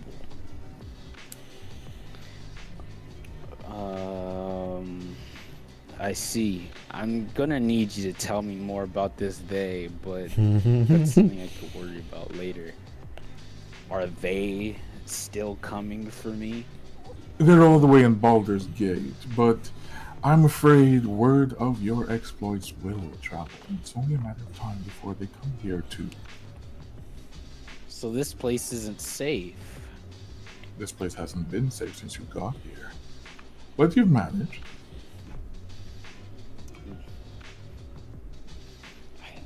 Maybe I should keep moving. Maybe you should stick to those who can help you. Either way is effective. You won't know until you try one. I really enjoy this. I love this one. This one's good. There's a mystery, and I want to know what it is. Ren will be irritated and start scrubbing his hair harder. And he will think about. He'll just think about the things in code, but as Atiyan says it says that Rin will just like sink deeper into the tub until he's fully submerged, just blowing bubbles out of frustration. And then he's going to like stick his head up real quick and he said, "You can go, by the way." And then he's gonna submerge himself again. His head turns into water and it just splashes down and evens out in the tub. And you sense that you are in fact alone. What a pain in the ass. And here's where we'll take a little break and continue when we get back. Hooray! Right. I'm shaking with excitement. Shaking. Shaking.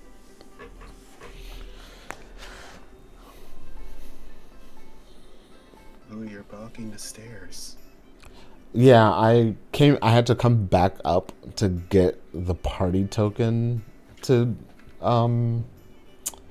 register for me. So Louis going to the store. I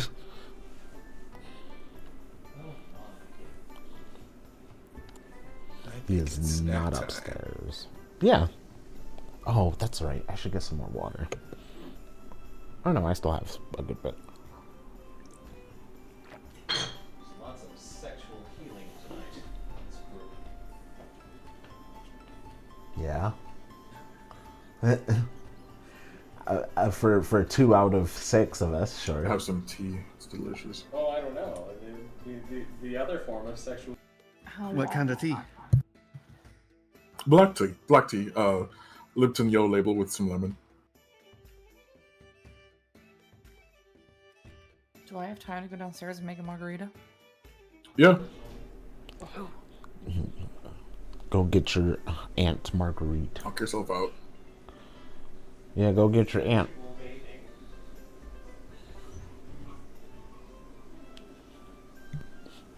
I've been looking at things I can potentially buy for people at the store. It was chapel. I know.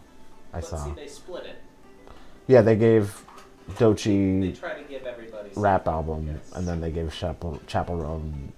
And then, did Sabrina get something or no? Oh yeah, she got She's Pop. got some, yes. She got So Pop album. They split it, Yeah. which is good.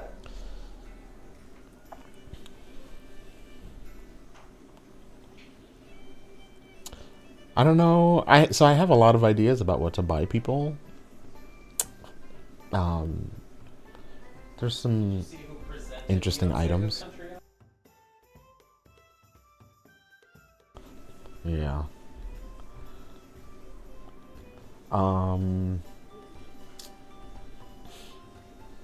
Pressure capsule. What's that?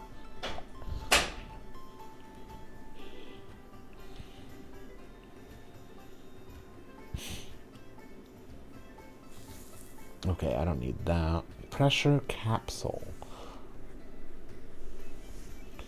A creature who consumes... Oh, okay, it's a swimming thing. I'm looking at common magic items, so that I can, like, think of things that may be in Phandalin, at least.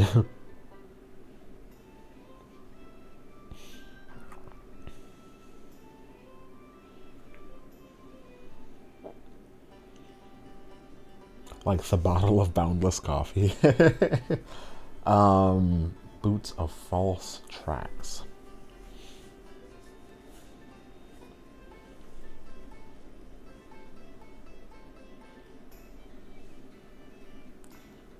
That's a good one. The boots of false tracks, actually.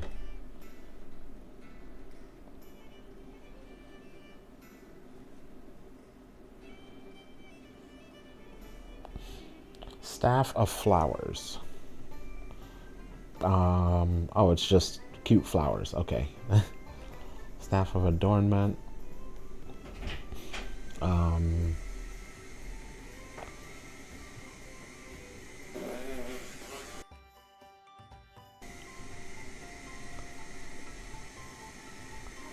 Medal of the Horizon back. There's a lot of medals. Oh, they're from Critical Role. I see.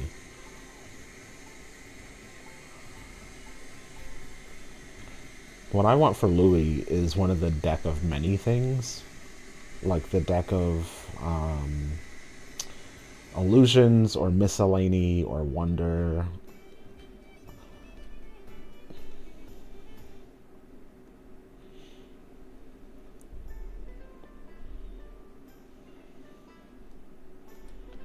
Actually, a deck of illusions would be really fun for Louis.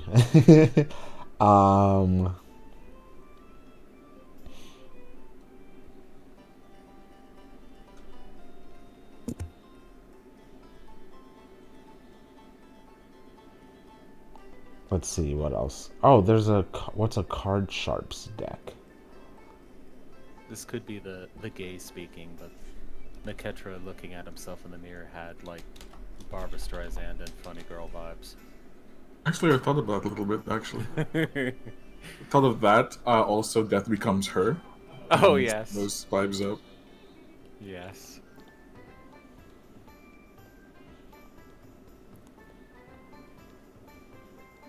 Oh, I don't need that because I already have the spell. Hmm.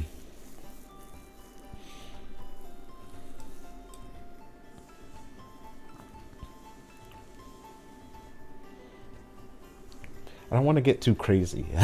I don't want to get too crazy.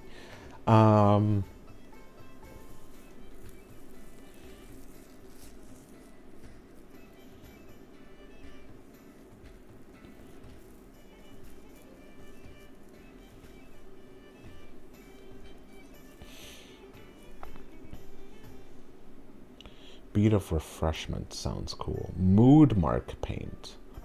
Potion of Watchful Rest.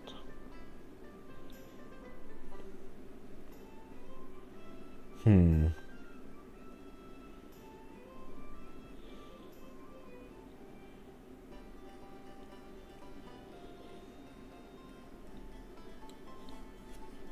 There's so many things I can buy potentially, maybe.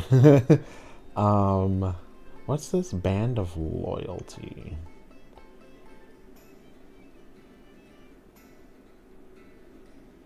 Oh, interesting.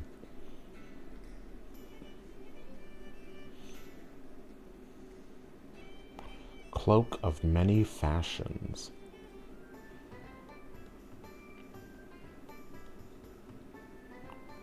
That's so funny.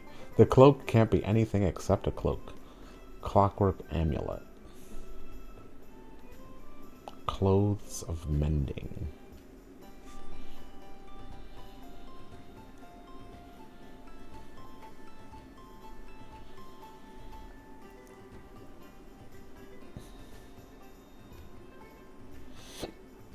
Okay, Clockwork Amulet's a good one.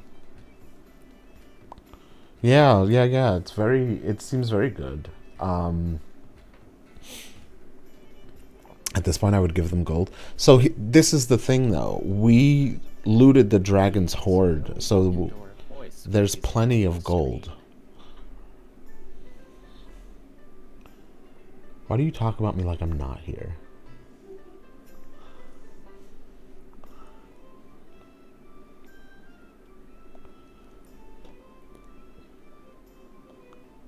Instrument that's what of being married's Illusion. all about. It's so funny. I love it. You know what else being married is about? Kicking your butt. Say- Oh. PvP. What would that even look like? I have no idea. 4 purple eyes just kind of Slap fighting. rolling around in the dark. I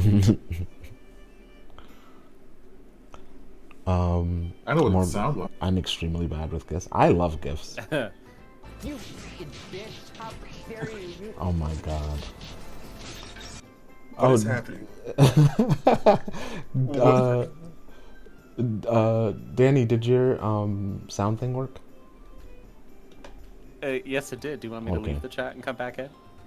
If you want to do it, that's fine. If I want to do it.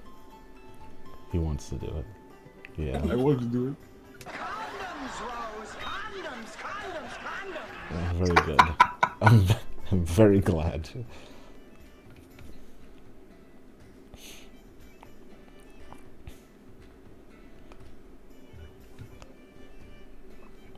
I'm always learning something new about the Golden Girls or about B. Arthur. Like, it's been making the rounds on the internet lately. Oh no, but not that. why can't I mention it? Is it No, really you that can. bad? It's just Oh, like there's a song from the musical Hair called Black Boys Are Delicious, and B. Arthur actually sang it. Oh, yeah. And it's kind of delightful. It's actually. agree it's with funny. her. It's oh my god. It's funny.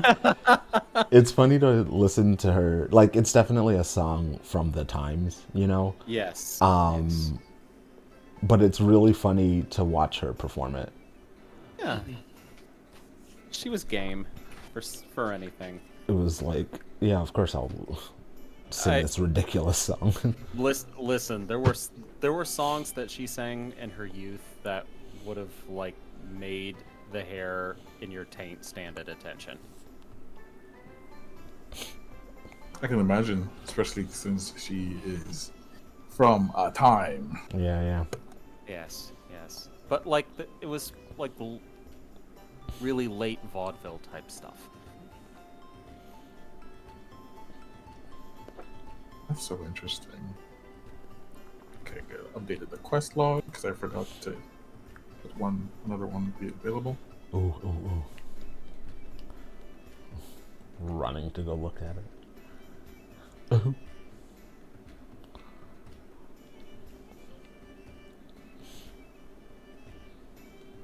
Though there was probably no song more scandalous if you took it back in time to like that vaudeville era of like. I don't think Black Boys Are Delicious would play very well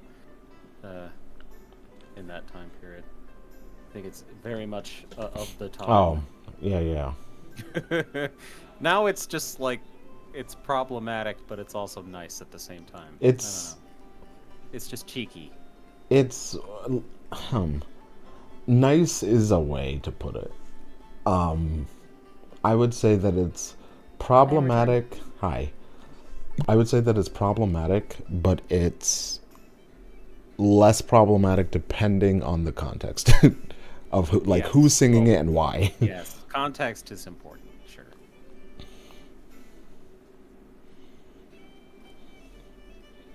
What are we talking about? B. Arthur singing "Black Boys Are Delicious." One more time? No, you heard me right.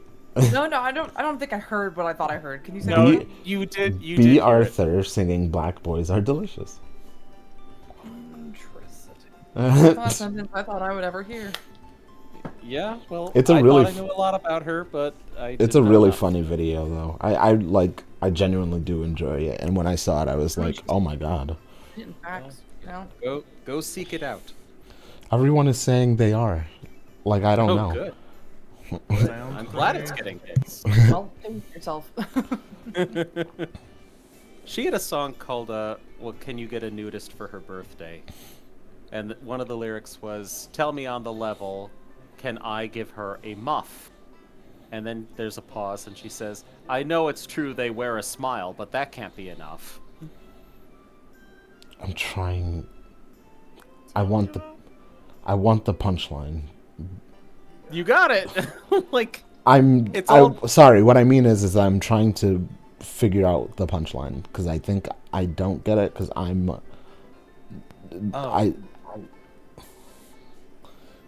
Do you want me to explain it to you? Yes, please. he's so gay he doesn't know. No, yeah. Oh, Yeah. muff. Okay, Oh my god! sorry. I was not paying attention to. He's not concerned about the muff. I really wasn't paying attention. I was paying attention to the wrong words. I wasn't paying attention to the word muff at all. Fine. You're so gay. Yeah. I think we're both like 100% gay on the Kinsey scale here. Like I really wasn't paying attention to the word muff. I was like, what's the smile have to do with it? And they only wear a smile. Yeah, I got Put it. it live in the chat. Rin, my friend. what's happened? He's being very wild.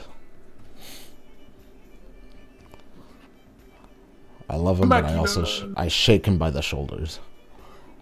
I'm not in the chat. I can't have that many distractions. I would like to see it, but I really, honest to God, cannot create that. Just many distractions look at the myself. VOD later.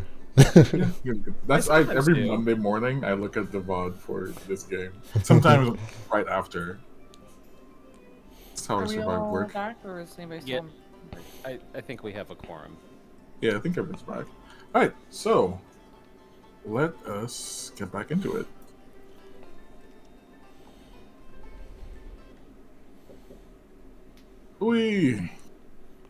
There are two prominent stores in Phandalin: Barthen's Provisions and the Lion Shield Coster. Yeah. Sorry, go ahead. Yeah, Barthen's Provisions, as you should know, is a more general store, and the Lion Shield Coster tends to import adventuring supplies. Not anything too extravagant, but if there's something that you cannot find there, Greywind, the proprietor, will surely be able to tell you where you can get it. Yeah, I think he starts there. I think as he exits, he looks over to Barthen's and thinks like, no, I think the Lion Shield Coster. And he makes like a very concerted speed walk over to the Lion Shield Coster because he's like, these folks might emerge any second. That's true. All right, let's take you there.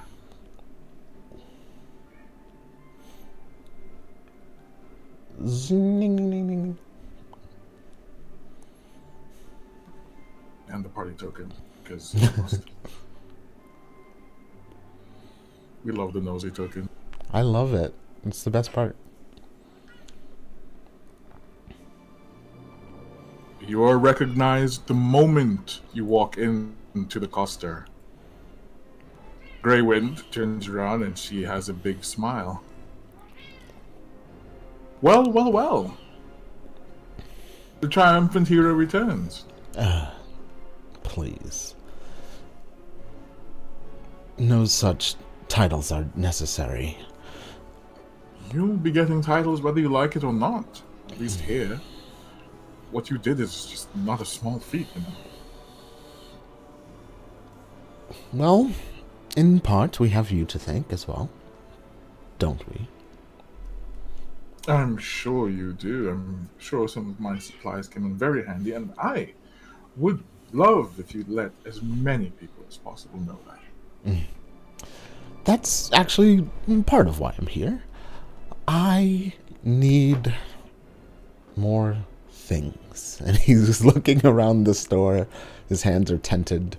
And he's like, I don't know what will happen to us after this. That is, we may go our separate ways, but I did want to leave everyone in better shape, sorts. Yeah? Trinkets and a shield and maybe a dagger. And he starts looking at pointed objects. I have daggers, I have shields, trinkets I should have. Depending on what sort of trinket you're looking for. Anything particularly magical? She kind of takes in a hissing breath. We are woefully short on magical items. Usually they don't sell out here, and if you poke your head out, you can see why. I can give you recommendations or put in orders for you, though. Putting in orders. Would they come before or after the celebration that I heard about? Celebration? Do you know the date of the celebration? This is the first time I'm hearing of it. Oh. He gives like a Awkward. Oopsie daisy smile. She smiles. She just got information. I don't know when it would be. I assume in the next day or two. I can send in a rush order to Neverwinter for about 2 days. That'll have to do, I suppose. But what to get? And now he's back to his original problem. Alright, you said a shield, a dagger. Those are simple enough. Non-magical ones, I would assume you're looking for. If you're looking for magical ones, those will have to be ordered as well. I want them to be... And he, like, gestures. Nice. Nice. I can do nice. Nice is easy.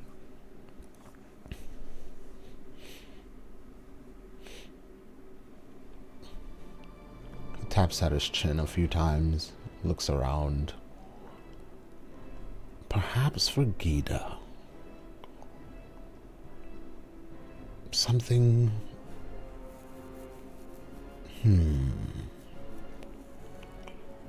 A magical item that would help her somehow. Not with fire,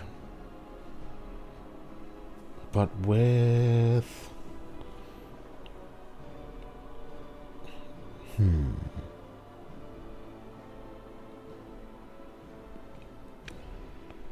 Oh, her mind thing. That's all he says. Let's see. Her mind thing. Gita has quite remarkable psychic abilities from what I can tell. Oh. I can probably come up with something for that. Would you like to leave it in my hands? That would be great. Good. Kitties. For Rin, I do think I know what I would like. I've heard tell of boots that can leave tracks that are not quite your own. Oh, those. Yes. We can access those easily.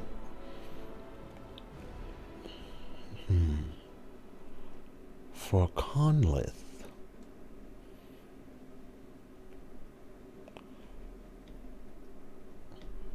And he's pausing because the player is pausing. Anything that would let's see, help him be more protected. He took quite a beating down in Axholm. There's a nice cloak that we can get for that. Nicely done. And then he's back to McKetray. I don't think anything material would aid McKetray. Not right away, anyway. He's not a material man. He seems the sort to have everything he needs, or wants. Oh, that's rare. He's got nice clothes. He nods Sounds like interesting. she should know what the hell that means. I think I will take just those items. All right. I will... Can't quite give you a quote right now because I have to figure out the shipping costs and everything like that.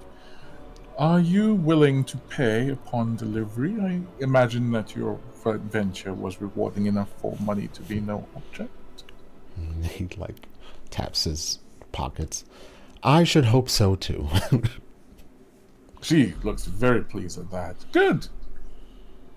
And I'd be happy to assist you.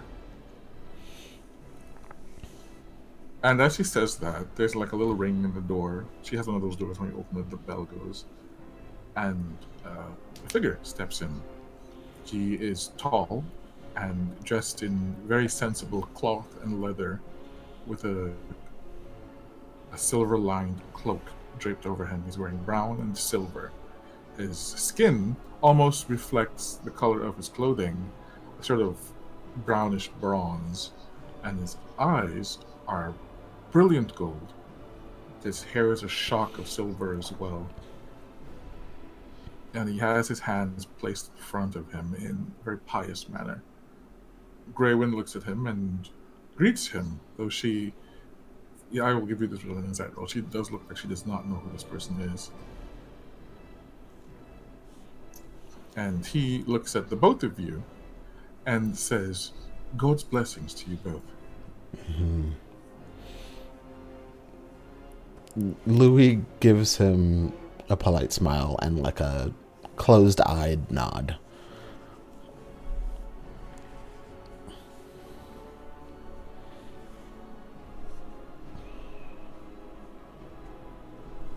He approaches Grey Wind, and then he looks at you.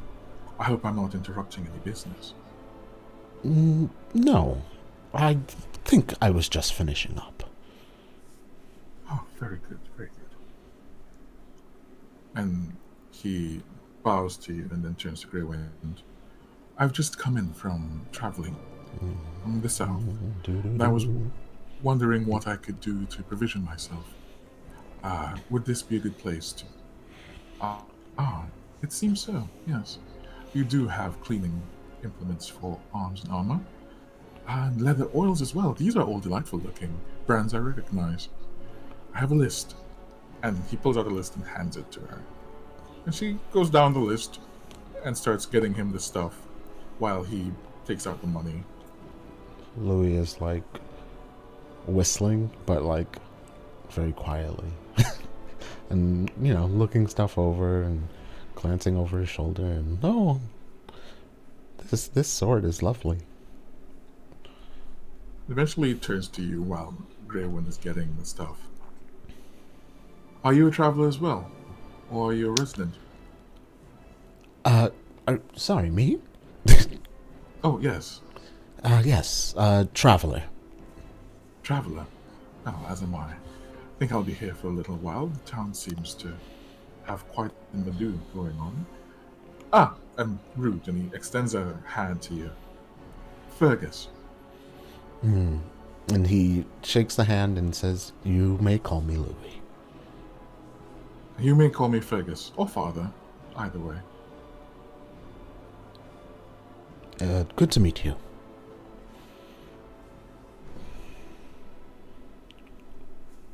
Where Yes. are you traveling from, father? Baldur's Gate, actually.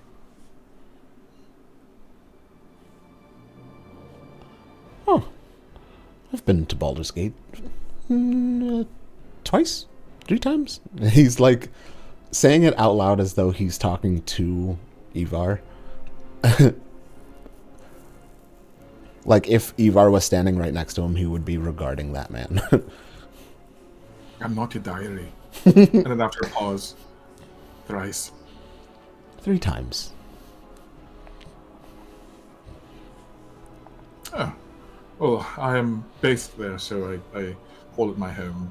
Though I try to stay out of the more, troublesome parts of it. I suppose I can call myself proud to be a resident of it, yes. You begged a god give us grace. May I ask which? He smiles. Lathander, of course. I knew some Lathanderites in my day. Wonderful people. Wonderful indeed. But, my friend, I shall not keep you any longer. I have to get these items and then find myself a place to stay. Are you alone? For now, yes. I'm looking for someone. Oh. And not here, I imagine. Oh, yes, everywhere actually. It's not much. It's quite the hunt. So that's probably a bad word for it. Just tracking someone down. Pardon my curiosity, but hunt sounds rather dubious. Is it? It does. It does. It's the wrong word to use. I'm sorry. Should we be concerned? And he gestures to Greyhawk and is like, or Greywind, and is bringing her into the conversation. Oh, she's listening. Her ears are just like 5 times the size they should be right now. Like, not playing. No. It's not a cause for concern. It's no one dangerous or anything. It's just someone that we're looking to hire. It's a headhunt. Oh, that's also such a terrible term. You know what I mean. Trying to recruit someone to a cause gently. Oh, Offer them a job. The Lathanderites I came across are, well, they were monks and priests. Do you typically recruit those sorts? Those who can provide any service to the cause. Learn something new every day, don't you, Grey Wind? She, before she was like listening, now she's frowning a little bit. But then she smiles. Ah, yes, of course. Louis, like, keys in on the frown really quick, but then says, well, I don't wish to keep you any longer either. Grey Wind, will you let me know when those items come in? I shall. Yes. Will you be staying at the inn? I will, until such time that I find it time to go. But not until after I hear from you. Good. I'll probably call on you. Very well. Father, enjoy your stay in Phandalin, and should you require any assistance, you can always find someone at the inn willing to help. Thank you. And as before, may God's blessings go with you. And he bows low. And Louis begins to leave. All right, so we'll make our way back out to Phandalin. And back to the swinging sword. Oh my god, wrong campaign. Wrong The campaign. Stonehill Inn. Someone's swinging a sword. Wow. Hiya. Calling us by another person's name. Crazy. I'd like to put some focus on Maketra and Zarek, who both went downstairs, I believe.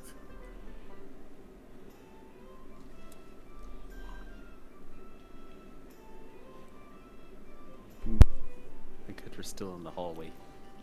Oh yeah. I have to take the party token for me to see it. Oh. Because I guess they're still sexing or something.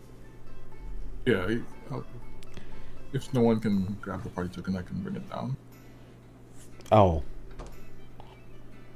Oh, someone did. Okay. Hooray. It was me. Poor Well Rin done. next door. I'm the party now. Rin's underwater. Wait, that's just worse. You can hear it more if you're underwater. Ew. Oh, really? I Maybe. think so. No, maybe. I'm not sure. The Or sound maybe needs it's more to of a- originate from underwater for it to propagate in For the it to- water better. Okay. Or maybe it's more of a tantric type thing where it's like, God, what's that Sylvester Stallone movie?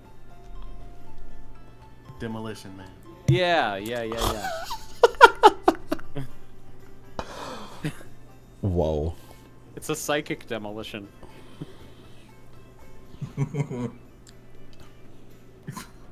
Awesome. Something so cursed. But so, Zarek, you're given a hearty meal. It's not lunchtime yet, but you are given a lot of food to eat. Like they've been cooking. They're getting ready for lunch. There's portions of stuff ready, so they're just food in front of you. I love that you got like Maketra, you activated. come Like, down huh? to the side Me? of Is it Zarek me? having a meal? And there's no one else around. So if there was ever a time, if you wanted to have a conversation with this man, now's the time.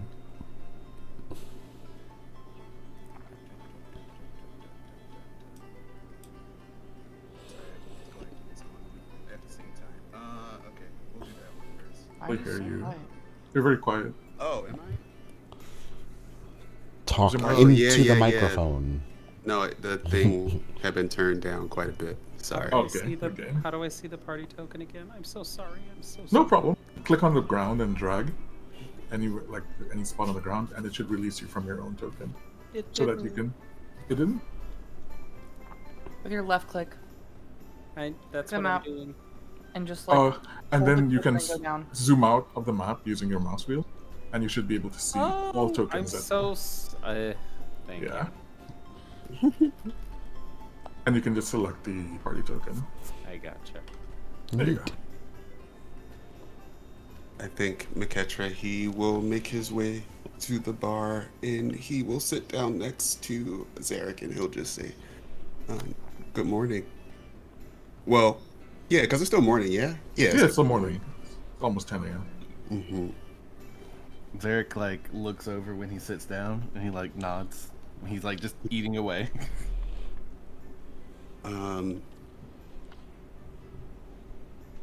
Not to fully disturb your meal, but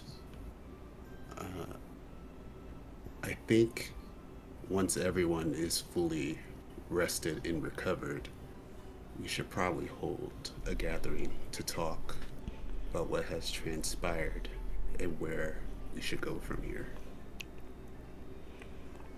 I think at that Zarek kind of like sits up a little bit and like turns to look at him. In what way do you mean? That we completed the task or something else? He folds his hands together and like kind of entwines his fingers on the bar. Both. From what I've observed, we haven't really interacted much as a group outside of combat.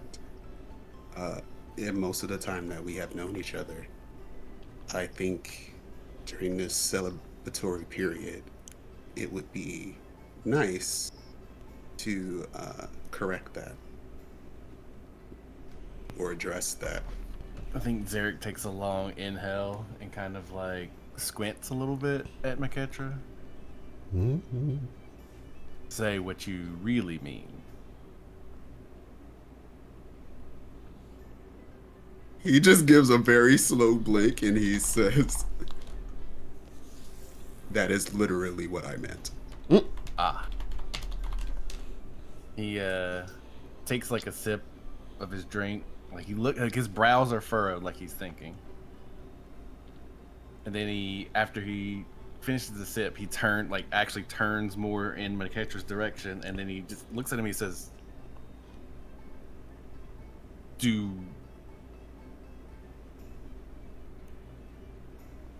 My immediate question would be why, but do you believe we will continue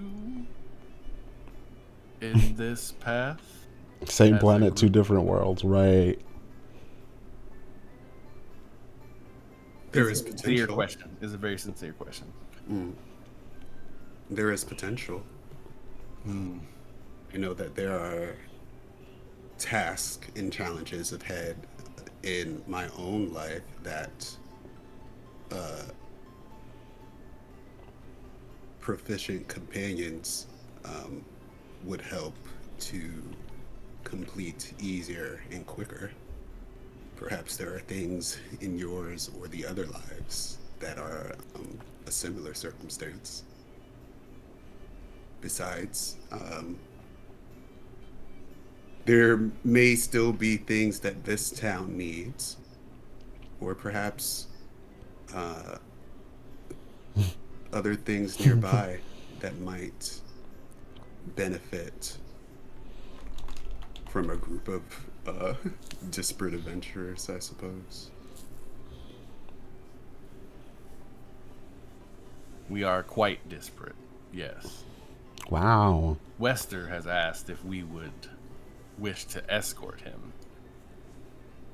I informed him he should ask everyone individually rather than listen to the uproar and outcry and grumbling of asking myself. I think McKetry at that point, he will turn and give like kind of a sidelong glance to Wester and the Westers and Big Al, and he will say, remind me, this is the one who is from Neverwinter, correct? Yes, he has requested armed escort for he and his brother. That is in the direction that I was headed prior to me stopping here. So I would not be opposed to taking on that task. In truth, I am surprised he would ask. Between burning his bushes, stealing from him, and generally irritating each other, why would he wish our company other than we are strong? And he is not. And he kind of lofts an eyebrow. Do you not think that is reason enough? You have seen already that these roads are dangerous. And he is quite... He looks at Harbin for a long moment. Harbin is like talking, and then he takes a moment to like reapply lotion on his face. Oh my god. Fragile. Bro, reapplying lotion on your face in the middle of the day and not even having washed it first or toned it actually really upsets me. Oh my god, it's gonna break the fuck out. This is very true.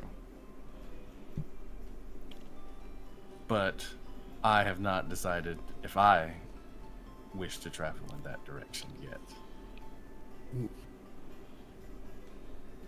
I am sure the others have business of their own as well. Hence why I think a gathering to talk would be beneficial. I am curious to hear, if any are willing to share, what tasks are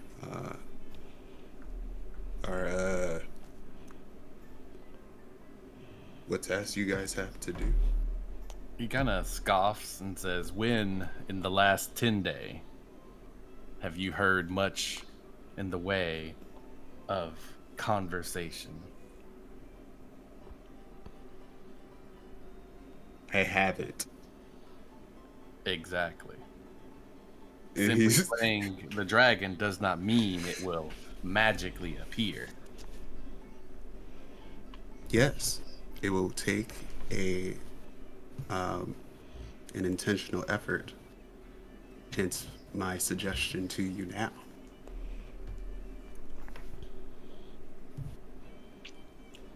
He like takes a long breath and sighs. I would join this gathering, yes. Have you asked the others? When Zarek says yes, he gives a small smile, and then he'll look to the stairs. You are the first I have seen since I have returned from my room. At this point, I'd say that Louis is returning. He's coming. Hi, from- Raiders. Hello, Raiders. Please hold on. But Stonehill is minding y'all's business. Oh my God. He is nosy. Raiders. Hello, hi, hello. Welcome. Hello. Slides in. I'm Kami Jace For that Gaming, verbal, not herbal. and I'm doing says- D&D tonight. Hi, hello. Oh. I love you. I couldn't help it over here. There's things And if you're happening. looking at a gathering, Hi, welcome in. why not make it into something, a private, almost celebratory? You're going to have the whole town on. Oh, you in and a thank you couple for days. whoever Maybe shouted have a out moment for Martin. I yourselves to appreciate just that. decompress. Hello, thank you for the Probably follow, something nice. Mirror's Lament. I love that name. What if I wrangled Harbin to lend you his house for an evening? Private is better. It will contain outbursts Good. and keep them from being public again. I'll make sure. I'll grab Harbin. I'll make sure that he ain't there. And he says that in Big Al's accent. And then I'll make sure that you have the place. to- Martin, what were you up to station. today? What were you I think playing? that's a great idea, Toblin. Thank you for the suggestion and your Of efforts. course. It is. I just couldn't help it over here. Yes, Final yes, yes. Fantasy And 14 he tier goes list. back to not even pretending to mind his own business. Who's up there? Who's on it? Okay, And I'm Louis, coming that's back when you now. come in. Yes. Yeah, Louis comes in. He looks very pleased with himself. And when he sees Zarek and McKetre at the bar, he takes a seat. He says, "Hello." Zarek leans forward, looks down at Louis, and says, "Let us see if this will work." Louis share something about yourself. What is wrong with this We have man? learned Stop, little I of love each it. other in this 10-day. I'm in love. Okay. I think Louis just goes, And before he can speak, he says, "No lies." "Oh, Oh, he's good. He's good. Okay. Well, can I Both ask what's staring at happening Louis first? Expectantly. Did I walk in on something?" We were just discussing. Over.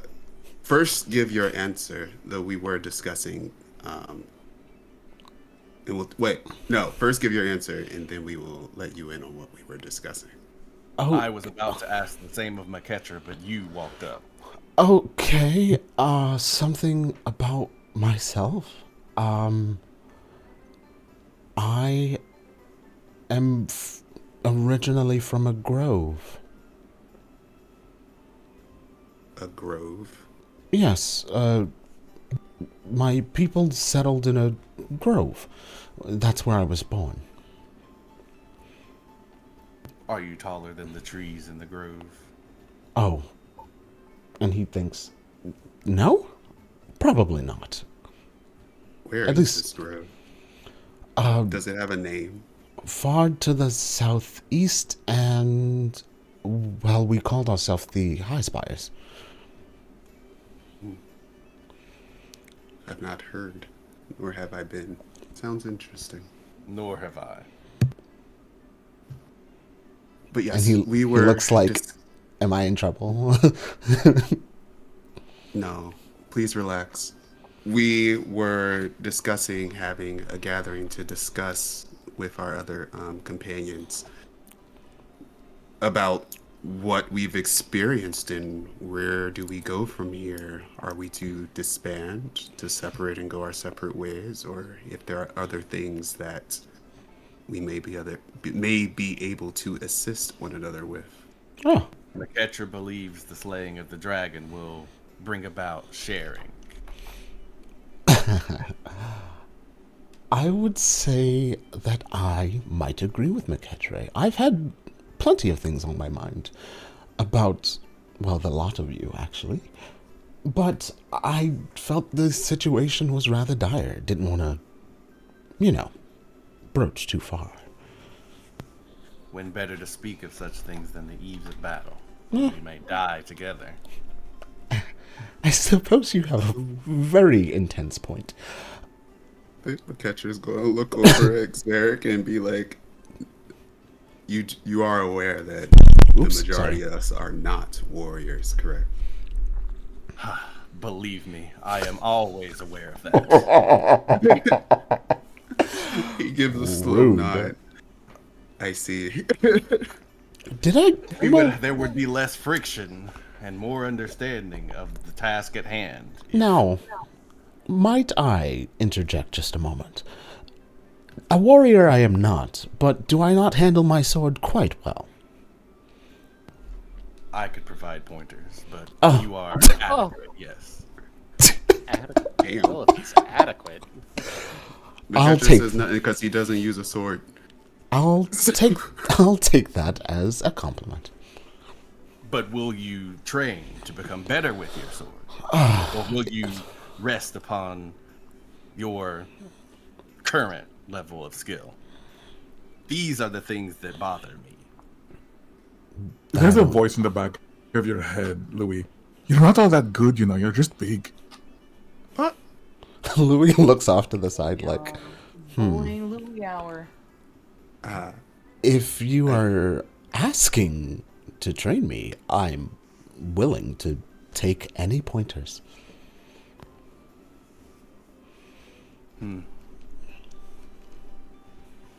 We shall see. Yes. Well, one will hope that the gathering and conversation that follows will be a little less interrogative, we'll say. And What is wrong with this? We ask questions, expect answers. That is the problem that has persuaded, that has followed this group. questions may be asked, but there are no answers, or the answers are riddles, I do or like questions riddles. are never asked or unable to be answered. I do enjoy riddles. I see. I think We we should teach him riddles. We should teach him how to riddle. Then he'll owe us. Well, and he thinks back. If he's training me in sword techniques, I guess I'll teach him riddles. Oh, you always ruin it. Fine. is Louis saying this aloud? No, he's thinking it. Oh, okay. That would be so That's interesting. funny. You know what? Well, are you hungry, Louis? There might be a bit of time before the others join us. Well, I could eat. Additionally, Toblin has suggested that we use Harburn's estate as the location for this meeting that I have proposed. Minus Harbin. Yes, minus Harbern. Sounds like a good idea to me. However, Oh. before that, Yes. he like looks at Maketra expectantly. Oh, yes. Go on. Yes, show us this sharing of yours. Go on.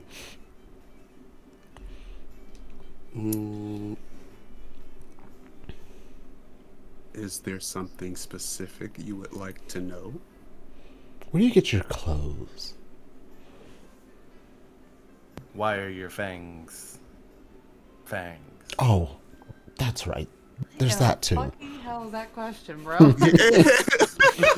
Why are your feet feet? Why are your arms arms? What's I wrong feel with like I your need to be down here to hear this. What's wrong with your teeth? We can't tilt his head at Zarek. I could ask you the same. And then he's going to turn I to was born Louis. this way, yes. Yes, much the same. I see. However, he like leans forward and point. He actually, I think he's gonna point across the bar. Toblin's teeth are not fangs. I love this. Tobin is like talking to like a priest-looking guy who seems to be checking in, and he does smile a lot. He's got them steam party teeth. Yes, Toblin also does not have these ears, to which he points at them. We are not the same, just as you and I are not the same, or I and Louis are not the same. Louis' ears wiggle. He like looks at Louis' ears and is like, But All yes, Louis, these are custom made from a tailor in Waterdeep. All of my clothing has been custom made in this fashion. Me looking at my backstory to see if I've been in Waterdeep. Because I can't remember. That's a lot of reading.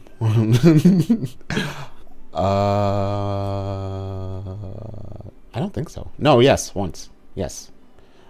So he goes, oh, of course. You're Waterdavian.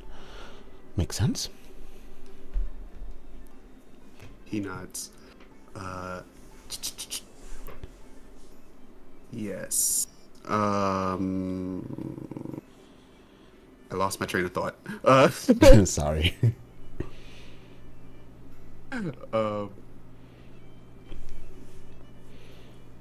Yes. While I can afford a variety of types of clothing, I tend to be rather particular, and a single outfit goes a long way.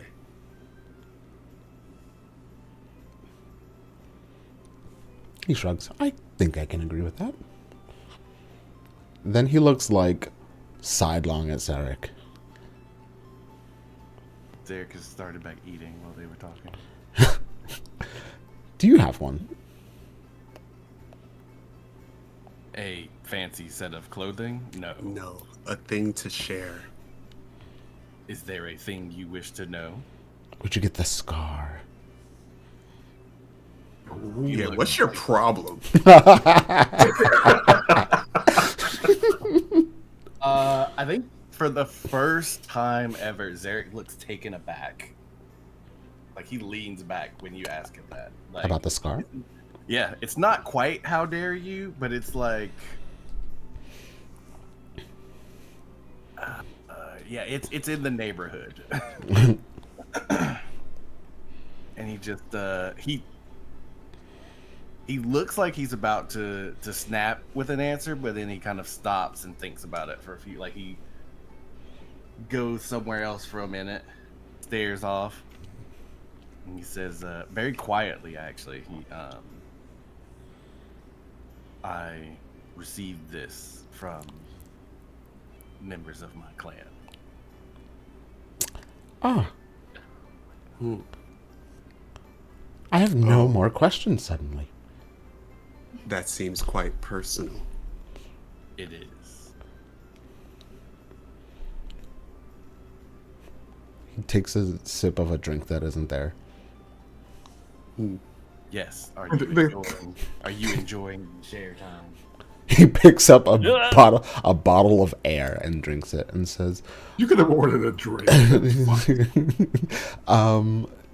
I think he says back, I meant no offense, but I did enjoy learning that about you. If that makes sense. I am not offended. It is simply you would not understand. Shit. Well, I hope to As he someday. gestures to Maketra and says, "We are not the same." Mm-hmm. I think Indeed. is it bad if I come down? No, feel free. Okay. Because that's just an invitation. How do I find me? Here I am. Speaking of scars, he looks down at like Maketra's side. Have yours healed from the dragon bite? That did look nasty. They have you. Look at Trey. I'm like, I look beyond the fourth wall. Did they? Yeah, they do. You don't have a mark on you. And your skin, like a pig, smooth. He gives a nod. They have well enough. Thank you. You should be proud. I'm surprised it did not bite me in half, to be honest. Cryovane was playing, it seemed, even at the end. Perhaps it has played too much. It will play no more games now. But that is a point of pride that you should carry well. Ricochet gives a polite smile as he knows that he can't carry it well because they're not there. He will then see Conleth kind of in the background, and he will give him a nod of greeting and then wave him over. I think, too, Louis gets a familiar sense, and he looks and sees the father walking by, but then refocuses on Conleth and says, "Oh, good morning." Yeah. Father gives you like a moment of eye contact and a smile. And he's heading toward the stairs, it looks like. He's found his room. Good morning. What an interesting caucus we have here. What are we discussing? We are sharing, and now it is your turn as you have joined us. Rapidly zooms in on Conleth. Yeah, just turns to him. What? We are sharing what exactly? Well, let's catch you up to speed. I just Yes. shared that I'm from a grove somewhere in the southeast, I believe, from here. And he looks like he's trying to reorient himself. I also Yes. learned that Maketra is Waterdavian, and that Zarek's scar has an unfortunate backstory. Oh, Yes. do tell. What is that backstory? Wait, prior to that, we were also discussing our current party having a meeting at Harbin's estate, Dan's Harbin, to discuss both our past exploits during this week and potential future exploits that we may engage together. Indeed. Fascinating. Where will we be adjourning? At Harperin's estate, the place where you destroyed the flowers. Do you remember? Not him. It was the other. Oh, right. Yeah, that was Ren. No, that was Grizzly. No. Oh, Yeah, the other non-Conleth. Damn, don't blame Rin. Whatever. One of them. All of you are Is just troublemakers. staring at you like, what the fuck? Yes. Yeah, your doppelganger was quite destructive. Destroyed flowers? For no reason. You'll see when we get there. I'm sure there must have been some sort of reason.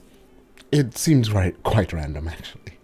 At the time, it seemed like simply because he was an asshole. Fascinating.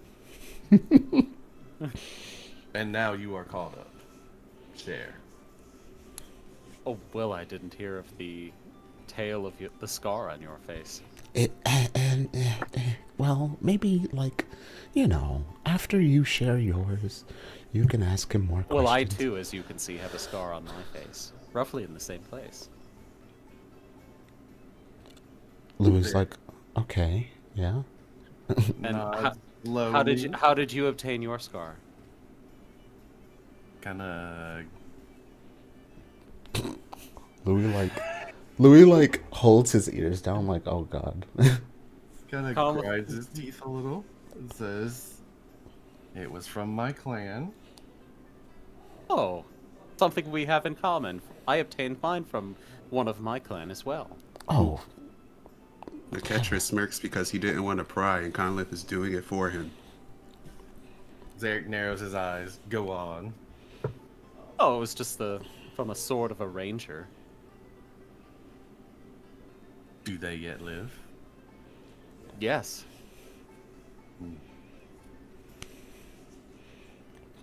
He gives a nod and then takes a sip of his drink. not sure if I should feel pity or...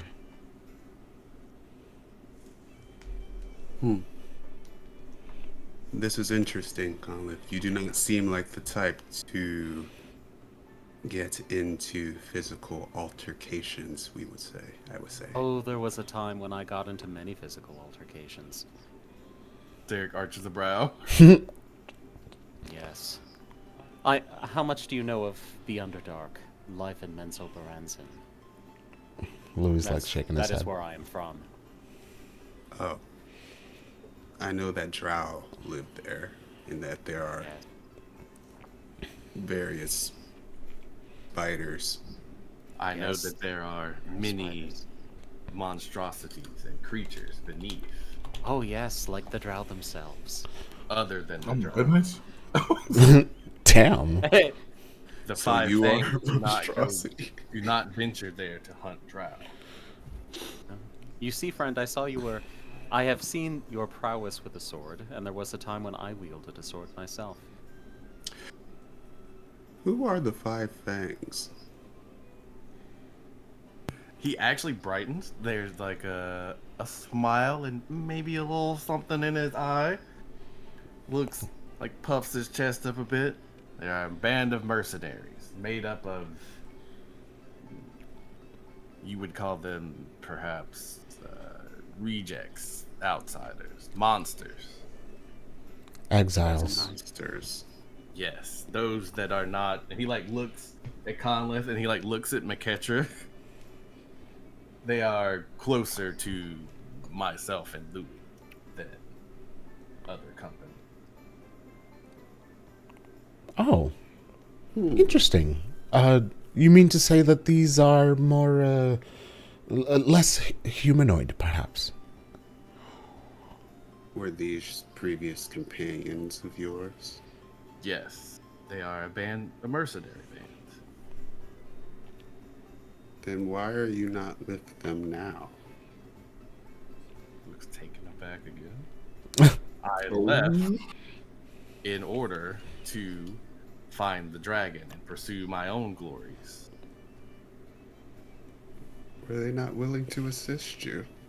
I did not ask. Something to do on my own strength. Then I could return to them and others. There's like kind of a teasing look that appears on his face. Were you feeling outclassed by your compatriots? Oh, Oh Quite God! the opposite. Get 'em. I felt encouraged by their skill. I Sought to raise my own to their level. love this.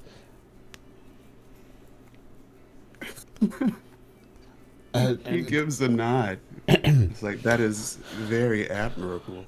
Conleth, did you have your own 5 fangs, perhaps? My own 5 fangs.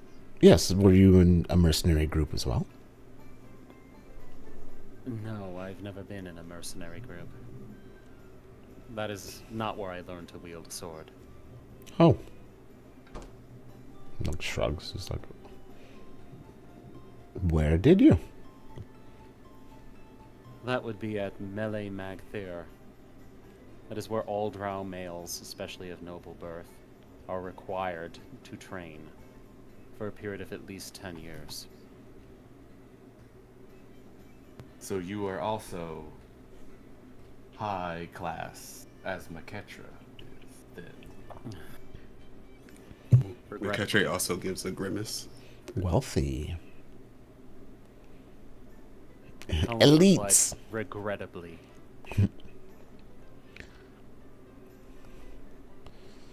Shows how much I know about the Underdark, but I suppose I haven't quite made a conscious effort to go there. I would not journey there if I were you. The rumors I have heard do not make it seem inviting to non-elves. No, I don't know. Appearances can be deceiving. It has been centuries since I've wielded a sword, but I've forgotten most of what I've learned about swordplay from Mele Magthir. Granted, I don't think Mele Magthir was really where we learned how to play with swords, but where we learned how to Play. suffer. Louis scratches at Learn his to suffer. Louis scratches at his yes. chin like, wow, this is uncomfortable. Our training begins by learning how to trance. You may have seen me do it before. Your strange non-sleep sleep. Yes. We learned May- first by being placed in a chamber in the dark. Okay, I Without do our- remember. Oh, okay. we First begin. I roll the night. Well, he says, we first learn how to trance. When we are placed collectively in a room, in the dark, in the nude, while our mentors drop poisonous centipedes on our bodies that sting us. And if we cry in pain, we are struck. If we cry Louise- in pain a second time, we are struck again. And if we cry in pain a third time, we are removed from the school. And we will bring great shame into our families.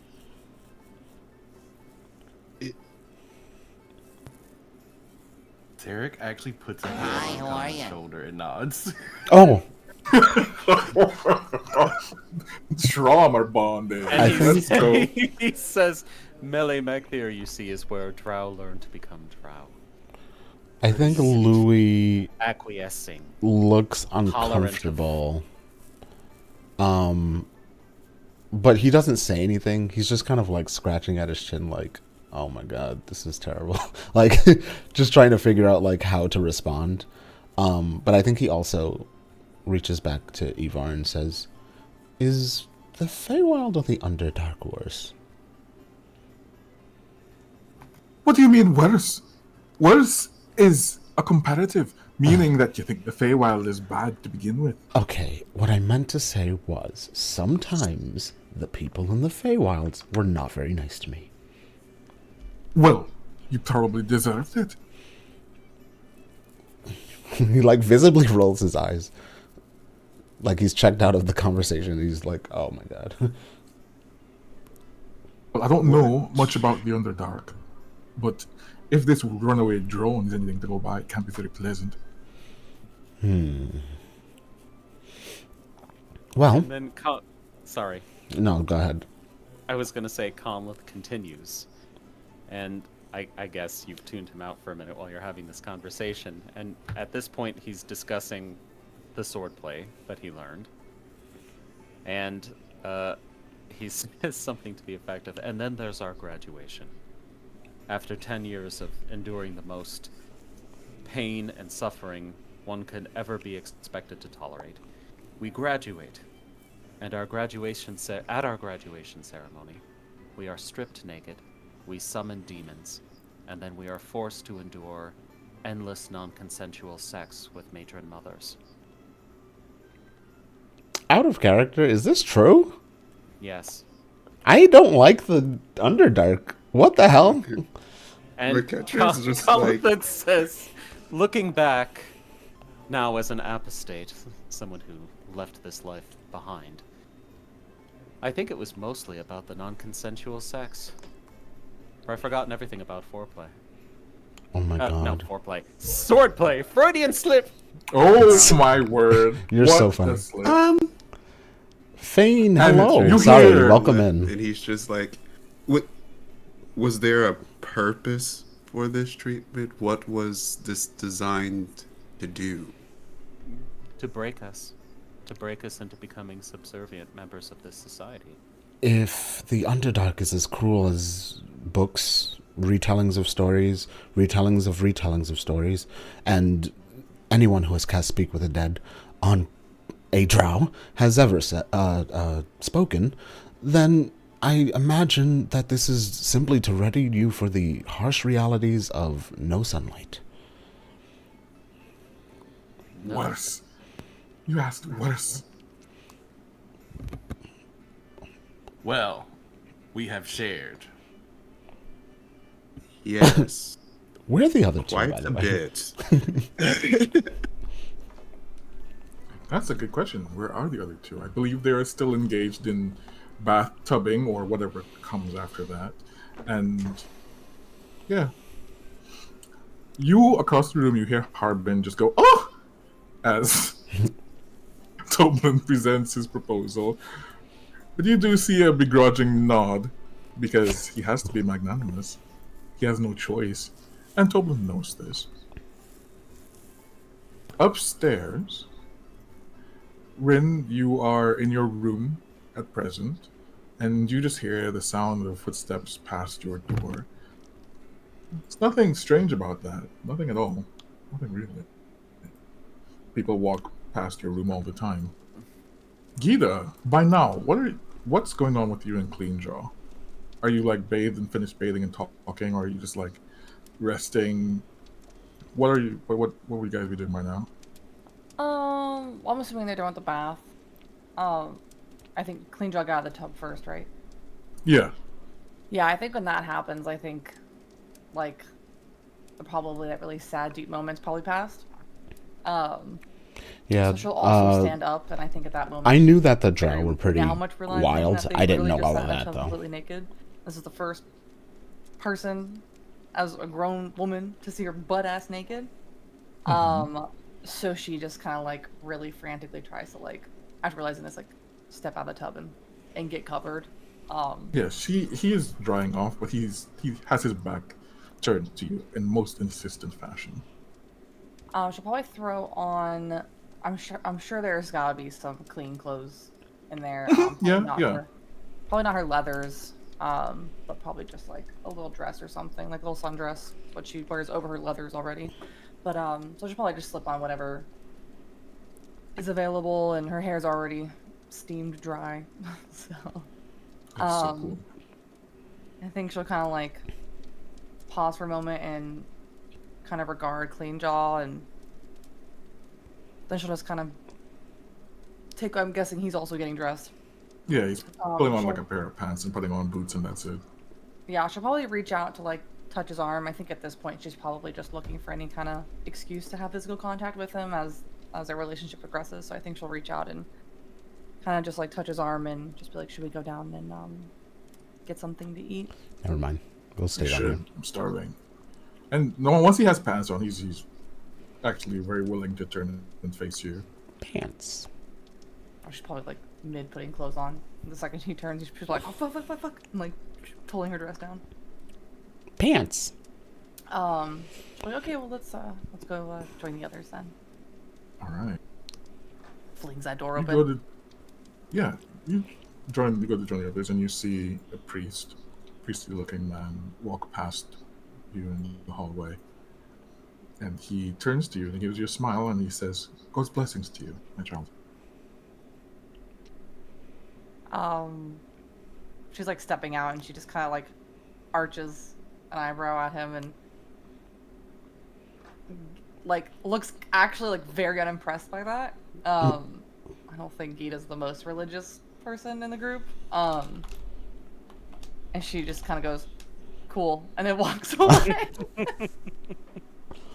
Similarly, Cleaver just kind of gives a grunt. He doesn't seem to mind.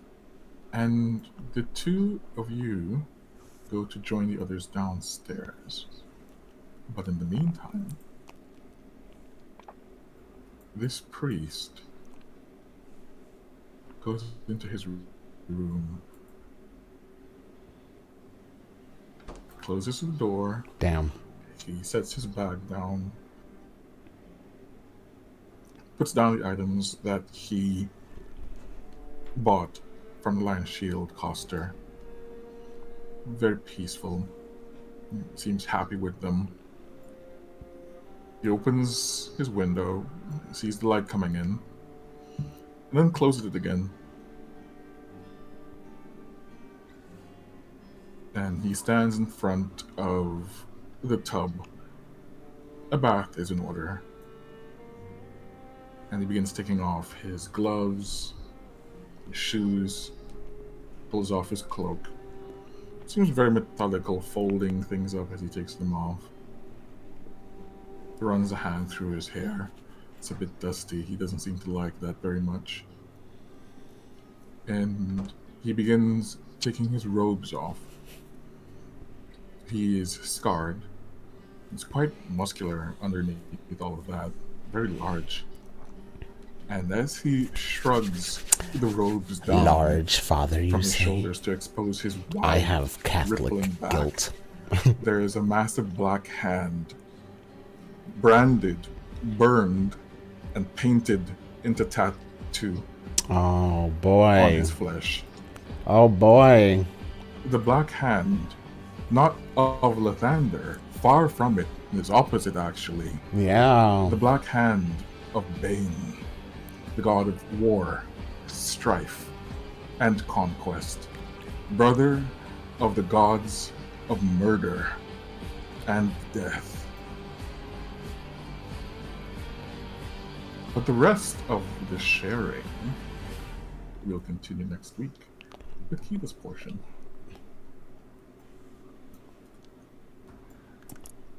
Hooray! That's some crazy shit. Which is wild because McKetry is already like, we should know less about each other. Oh no, Zarek is gonna be like, "This was your idea. You wanted this. This is what you wanted. This is what you asked for." I'm very excited to hear about everyone else. I super enjoyed that. Especially Sexual trauma. especially Louis walking up and being accosted. Share something right now. Hello? Yes. That was That like, was let's go more incredible. by Yeah. each other, and Zarek took that personally. The I lack of social Listen. graces. My I am goodness. The almost intensity was great. I'm almost glad it happened this way actually, because that was so funny to me that I was like, I have to play along for the bit. I have to. It's wonderful. I'm so glad I was upstairs for it. I was like, not down there. We established at the top of the game that Dragonborn are intense. I loved Yes. it. It was wonderful. It's kind of like a drunk person getting into someone's cab and saying, "Sir, sir, how many? Hey," but maybe a little bit more coherent. very coherent. It's just that intense. energy of like, Yeah. there's I no love it. filter anymore. You can't say I love the no. callback to the intensity a lot. was beautiful, beautiful stuff. Also, beautiful everyone's solo moments. I'm very happy with all of you. Okay. To hear more. Thanks, Daddy. And I'm ready to see. Oh my I'm ready god. to see how this chat the I'm- house. Soiree at Harbin's place. I'm very excited for it. Yeah, because now I think McEntry is actually thinking we're going to have to repeat all this like twice more if people just come in one by one. Poisonous centipedes and sexing. Oh my god, Yeah. Summoning demon sex. that's a lot. It is a lot. But also, that explains so much. About how we'd rather have consensual sex with an elf twink. No, about Then- just why you are the way that you are. Okay. But I'm glad you all had fun. I had an amazing time. Thank you very much for playing. Yes, thank you for running as always. Yeah, thanks for. I'm ready to see if this guy is looking for the ring. Yeah. Yeah, who is this Bay Knight looking for? Well, look, we know that Bane doesn't really bless people if our other games are any. That's true. He's about to be losing every roll. So we don't have to worry about this guy. It's fine. That's He about hilarious. to trip, fall down the steps, and die immediately. Oh no, we lost Rin. He said goodbye. And, All right, in chat. yeah. Yeah, everyone say goodnight to chat. Good night, Good night, chat. chat. Good night, chat. Alright, chatters. I'm snoozing an ad. Oh wait, I moved that away too fast. I'm snoozed an ad, because we're gonna end. So, let's put some music back on. I don't think you guys hate each other. I hear the way I heard actually how Shark Tastic, aka Pup Twunk, was talking about you guys recently, and I was so happy listening to him talk about y'all's campaign, because I hear it mostly from Sarlacc, and then I hear it on Noan's stream too. But to hear the way Shark spoke about the campaign, I don't know. Like, I know that Comas loves everyone, but it still felt like someone who is truly like taking in everything that they're getting from D&D. I don't know, the way he spoke about it, it was just really nice. It was really nice. I have videos. I would love to watch your guys' campaign. I sometimes dip in on Thursdays to another campaign, and I watch them play the same campaign y'all are doing. I'm so in love with the way everyone like diverges in this one, especially from the way that we played ours on our Wednesday game. But anyway, I'm talking too much. Thank you all for joining some. I really appreciate it. Thank you so much. I feel like I should spread the raid love. Oh, I absolutely should spread the raid love. We're gonna go say hi to Zex. Zex is currently doing his anniversary stream, which is Zexathon, and Zexathon will be going until the timer ends, and he's currently at 42 hours. So we're gonna go raid Zex. Here's our raid. Our raid message is going to be, let's talk, Zex. Let's talk a lot. Like that. Okay. And then you can add like little dances or whatever if you want. These guys. Okay. Thank you all for joining. I really do appreciate it. This week we should be back to our other two D&D campaigns. So that's Curse of Strahd on Tuesday and Princes on Wednesday. And then next week is oh shoot, what is it? Valentine's Day. Valentine's Day on Friday. So we have some plans in the daytime, but then at night we actually are kind of going our separate ways. So I may be live next Friday. I will definitely be live on Wednesday as well. So thank you for joining once again. I really do appreciate it. And as always, I say to you, besitos. Bye.